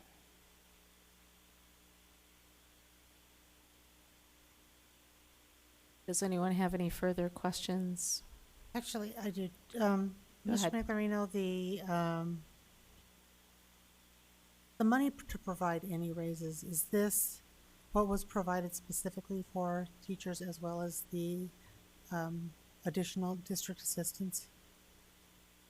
President Frank, Ms. Fisher, so the way we generated the, I'll say the lighter green section of this, which has morphed and evolved over the months that we've been talking about this, is that section is really as a result of some reduced expenditures on our part, but also the increased amount of district additional assistance and inflation that is part of our budget planning process. I don't know what color to call that. I'm going to call it gray, is the governor's 20 by 2020 plan. That's the 10% for the certified teachers.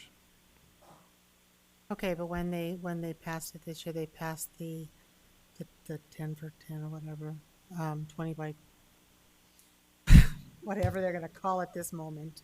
That But they plan- also added the district additional assistance because they added money in there as well.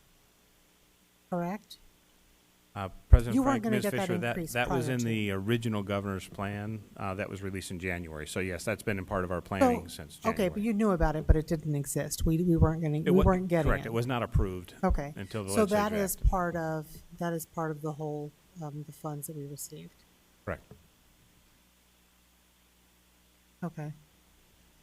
Because the only thing I think that throws it off is where you have here from teachers' salaries. Because the way I read this, teachers would have received, and what did you say, 15%? Correct. If all the employee groups were at 3%, then they would receive the 3% plus the 10% from the governor and the 2% from the classroom side fund for a total of 15%. Okay, so essentially you took the 3% that they offered the 3%, however it happened in your negotiations, the 3% that everybody was going to get 3%, and that association said, or that group said, since we're getting this other, and then you spread it amongst the others, and that's where it became these other percentages, because they're different sized groups. Is that what I'm understanding? President Frank, Ms. Fisher, that's correct. Okay. So even though it's 7, you can't add it up because it doesn't work that way. You can't add them up. Yeah, we're just looking because it's like it's 7, 4, and 1, but it's really only 3% that was originally going to be in the teachers. Yeah, President So- Frank, Ms. Fisher, yeah, because it is a percentage, you'd have to convert that into whole dollars to be able to get it to To go true up, back. if you will. So, yeah, 7% of what? Well, you have to know what you're multiplying 7% times Right. to know. And so that is one of the things that the NST group did work on, trying to make sure that we got that to balance.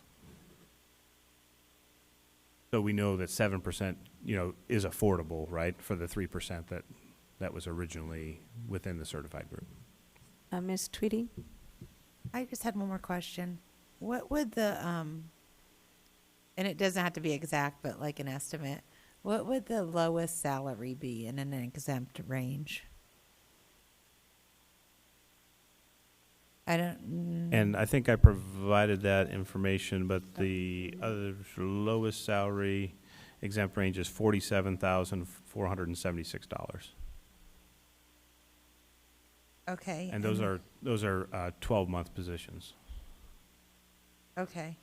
And then at the upper range, there would be people over 100, right? I mean, there would be some people in the 80s, some people over. I'm not trying to.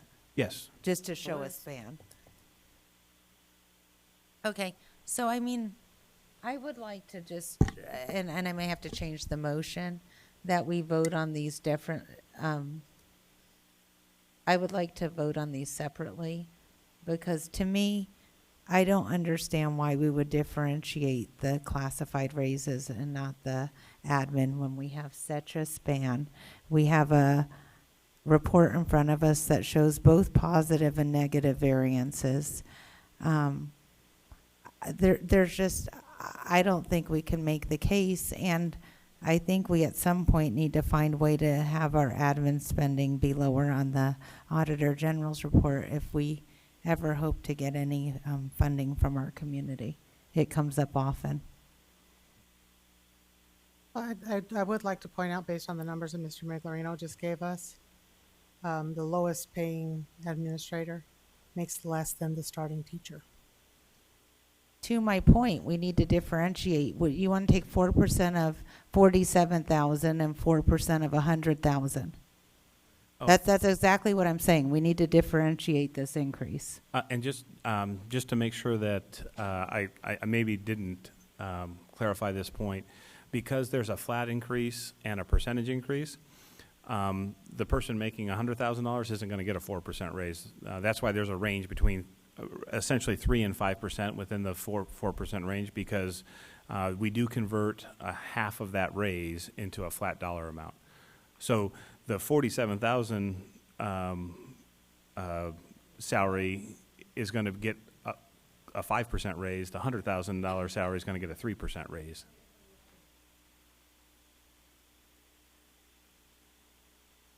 Correct.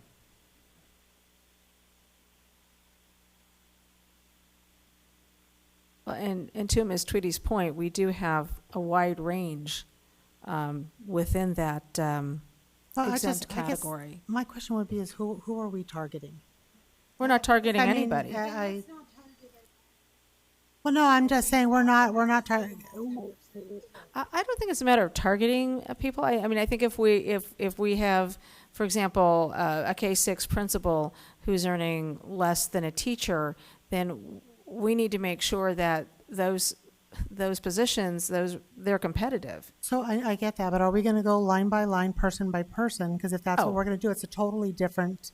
It's a totally different thing. No one's talking about going line by line, person by person. I know that we have at least one teacher in the district that makes over $80,000. So to this point, fellow governing board members, I think that what is a little frustrating for me at this point is that we have a process in place. The negotiated solution team has been working on this since, I think it said last September. I hope that's correct. And this year, unfortunately, my third year doing this, has not been any different, I think, than the first two. We get to this point, and then we don't want to honor the process that we have in place.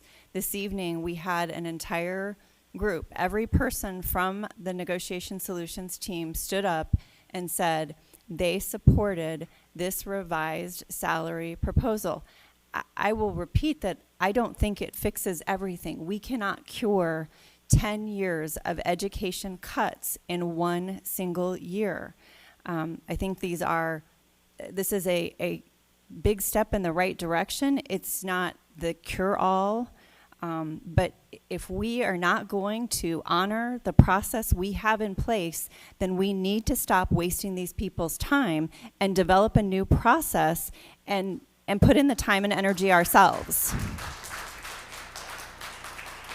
So, having said that, I call for the vote on the motion as it stands. Okay, I'll call for the vote. All those in favor? Aye. Abstain. Abstain. Okay, so it passes 3 ayes, 2 abstentions. Can I ask one more question? Mr. Migliorino, I know this puts you on the spot because the department's under yours. One thing that I asked at the last board meeting and I really want to mention here is, do we have any idea how long it will take to get contracts to our people? I really would hate for them to leave and not have a contract. President Frank, Ms. Fisher, we have modeled this to be able to hopefully be able to issue appointments for our classified staff this week and revisions to the other contracts, hopefully also by the end of this week. Dr. Finch, could we please communicate that? Because there are teachers that aren't here and our classified staff as well, that have been waiting for us to do what we need to get them, so they know what they're going to make next year. Can we let them know something? Sure. Perhaps Monica. I believe could get something out. in the Deer Valley Voice we were going to do something on that. So yeah, we'll get some communication out. Thank you. Okay, so that moves us on to the consent agenda. We have a public speaker for items H and I on the consent agenda, and that would be Maria Leyva. And so you would then be, but I think we probably need a motion first for the consent agenda. And when we adopted the agenda, there were no items removed from the consent agenda for separate consideration. Okay. I move we approve the consent agenda items A through J. Oh, second. Okay, so Ms. Leyva, if you'd like to come speak to the 2 items that are on the consent agenda, understanding that it's being voted on as a whole. Oh, I see. Okay. Yeah, the 2 items you're speaking to were not removed at the adoption of the agenda. Okay. Board President Frank, governing board members, Superintendent Finch, and guests. Project Momentum was already voted upon, and you probably are wondering where the funding was all coming from. And according to the documents that were included in the board book, the up to and no more than $489,000 will be rewarded to the district. But you got to wonder, where is this money coming from? Who is John Bryan, B-R-Y-A-N? What is the Team CFA Foundation? I say this now so people have about 3 minutes to Google that name and the organization. Let me tell you what the spokesperson for Public Schools First of North Carolina had to say, and I quote, "One wealthy Oregonian's persistent lobbying resulted in the takeover of elementary schools in North Carolina communities is disturbing enough, but to find out his organization may directly benefit makes the whole scheme even more questionable," end quote, says Andrea Vericosis, spokeswoman for Public Schools First, North Carolina. I will also be quoting from John Bryan himself in his own founder's letter number 3 on the Team CFA website. Quote, "I am excited about the new North Carolina law, which allows knowledgeable and experienced companies the possibility of taking over failing traditional public schools," end quote. Next quote by John Bryan. "I have committed significant economic resources to political candidates and 501c4 organizations, also known as Dark Money, dedicated to school choice, also known as charter schools. Also, according to the North Carolina PolicyWatch.com website, in 2015, John Bryan and the Team CFA Foundation led political efforts in Tennessee and New Orleans. Will it now be Arizona? The efforts by Team CFA were to allow charter school operators to fire an entire school staff and to wrest control of low-performing schools away from local school boards and into the hands of charter school operators. Have you done your due diligence? Why would you agree to such a deal? Did you read the clause that allows Team CFA access to sensitive Deer Valley student data? Is this really what's best for Deer Valley District and community schools? Should we be doing business with companies that seek to infiltrate and take over from within? Charter schools are in direct competition with Deer Valley Unified School District for resources and students. As a community member and employee of Deer Valley, I am urging you to reconsider your agreement with Project Momentum, John Bryan, and the Team CFA Foundation. You should not allow this agreement to happen. Thank you. Thank you, Ms. Leyva. Dr. Finch, would you like to respond to Sure. the public comments? Oh, I think he's allowed to respond to her comments. Yep. The I know when Dan spoke to the group, actually, again, talking to the governor's people, this is, they informed us that this was Arizona dollars from Arizona donors. I don't know how it's tied to North Carolina, unless it could be tied to a foundation or how a foundation gathers dollars. I know one of the charges that the governor gave to the group that is going to fund this is that they it's time to put up or shut up. That was his exact words about supporting public ed and supporting whether this model would work. And that's where we got involved, was whether this concept of PLCs would be a model that we can put out through all of the schools in the state. That being said, the dollars that are being put forth towards us could have come through a foundation that has other objectives. I don't disagree with that. That's pretty common. And it's not uncommon for wealthy contributors to also put dollars towards charters. And in Arizona being the leader in the nation, that would not surprise me. I asked Dr. Galligan to reach out and contact Project Momentum leader to give some feedback, and I was wondering if she had heard anything. Maybe she could add to it. Go ahead, Dr. Galligan. Thank you. President Frank, members of the board, Dr. Finch, just in a very short amount of time, we did receive possible clarification. Mr. John Bryan is a philanthropic, excuse my... It's late, we understand. Donor who has donated to many educational resources. He does not, and his group do not give money directly to Project Momentum, which is a public school project that started in Fairfax County and has continued to expand there as a public school initiative. The governor and Team CFA are working in conjunction together for public education in the state, and specifically there are public school districts who are part of this Project Momentum. So the impetus here is for our three schools, is simply to see if this model that has been successful in Fairfax County can also be successful in districts across the state. They do not fund directly, but I could not answer, and Jim and I could not answer about indirectly. But this is through the governor's office. So it's possible there could be some funds indirectly coming from the individual referenced. It wouldn't in our go to, speakers. it wouldn't go straight to Project Momentum. It would go into whatever fund the governor has in place for this. Okay, which we have no idea No, what that we is. do not. Okay. Sure, go ahead. Reading through the agreement, it looks like the only data they're collecting on our kids is what is public record anyways.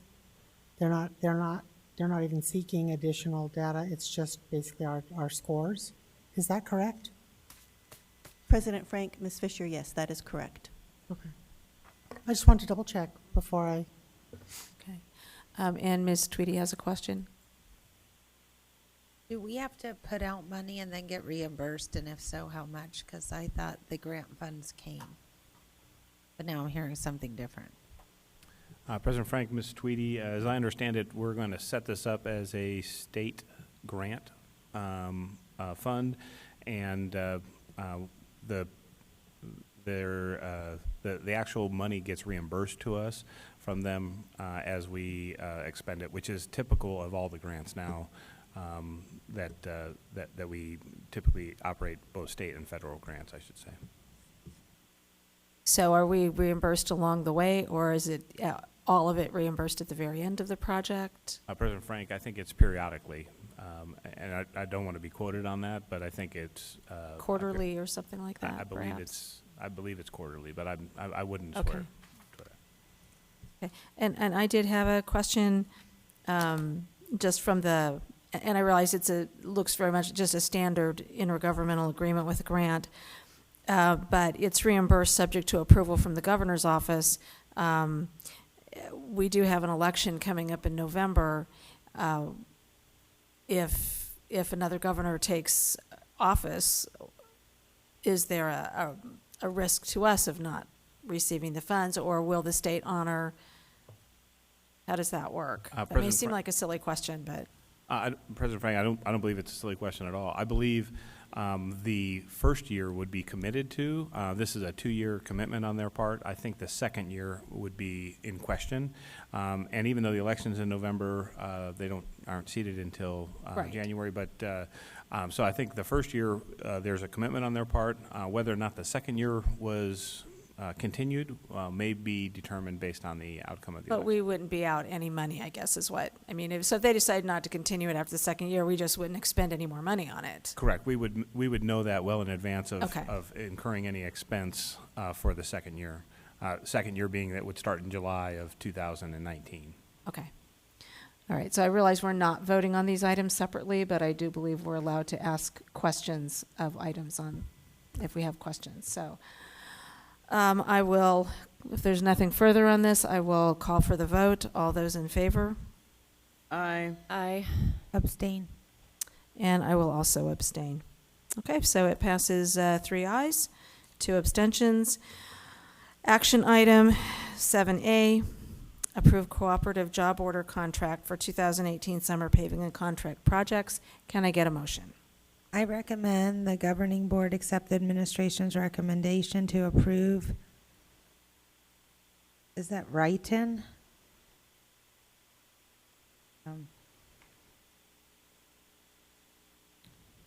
Right-hand is correct. Okay, LLC for 2018 summer paving and concrete projects through a cooperative job order contract. JOC using 1 GPA contract 18-15 PV in the amount of $716,536. Can I get a second? Oh, sure. Second. Okay. Do you have information to present to us? President Frank, just due to the hour, this is our typical summer work that we do at Okay. various campuses, and the information is provided in the board. Okay, is there any questions? Hearing none, I'll call for the vote. All those in favor? Aye. Aye.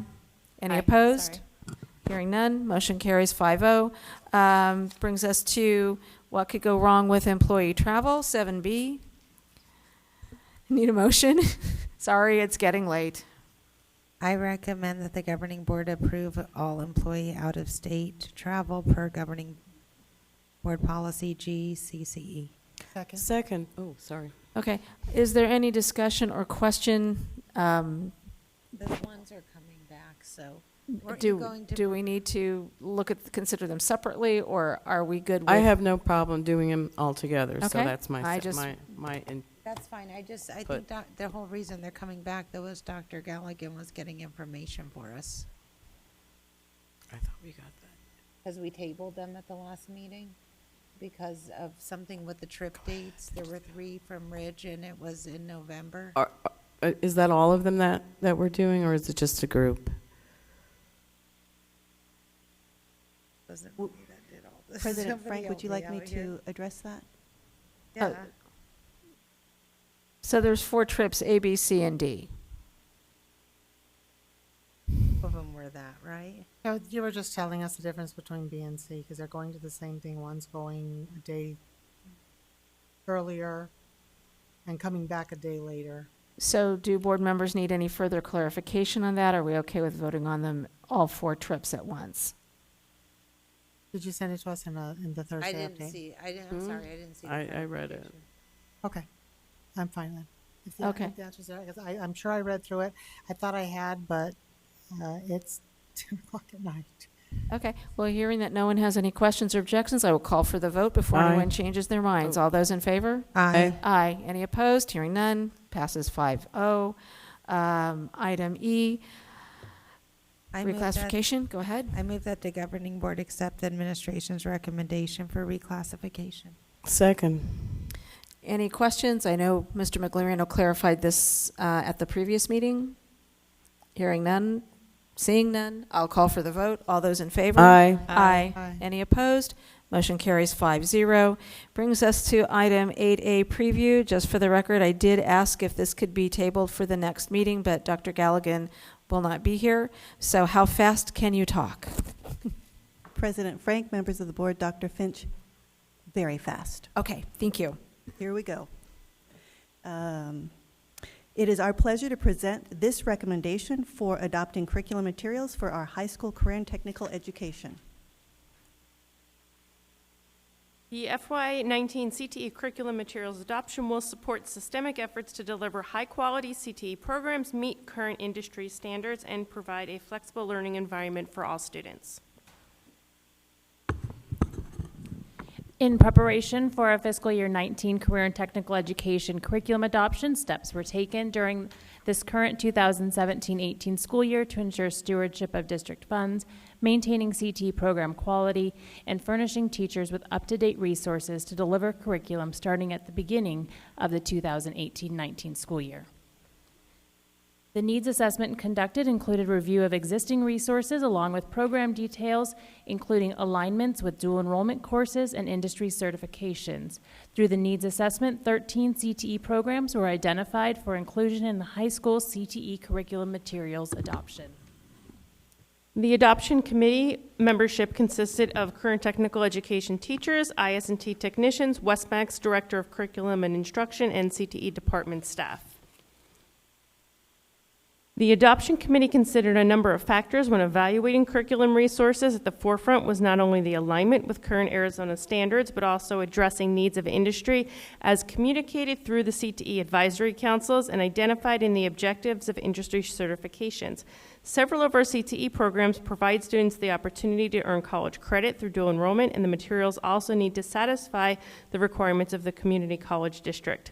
Committee members sought resources that would meet the unique needs of each CTE program along with supporting teachers and diverse learners. Teams evaluated offline materials as well as online, considering how well the resources would engage students in the development of industry skills within each CTE program. The next few slides contain the committee's recommendation for high school career and technical education curriculum materials for each of the 13 programs included in the adoption. Multiple texts are recommended for some programs to satisfy the unique requirements of each CTE course, provide approved dual enrollment offerings, prepare students for industry certifications, and to cover the breadth of program content and standards.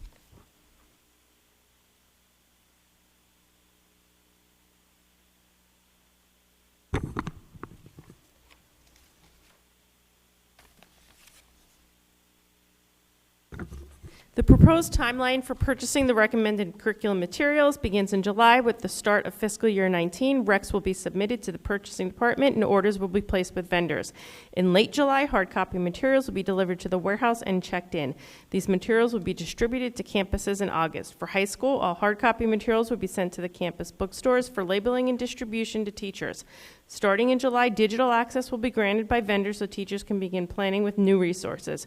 Over the course of the 2018-19 school year, professional development will be provided so teachers can efficiently and effectively use new curriculum materials.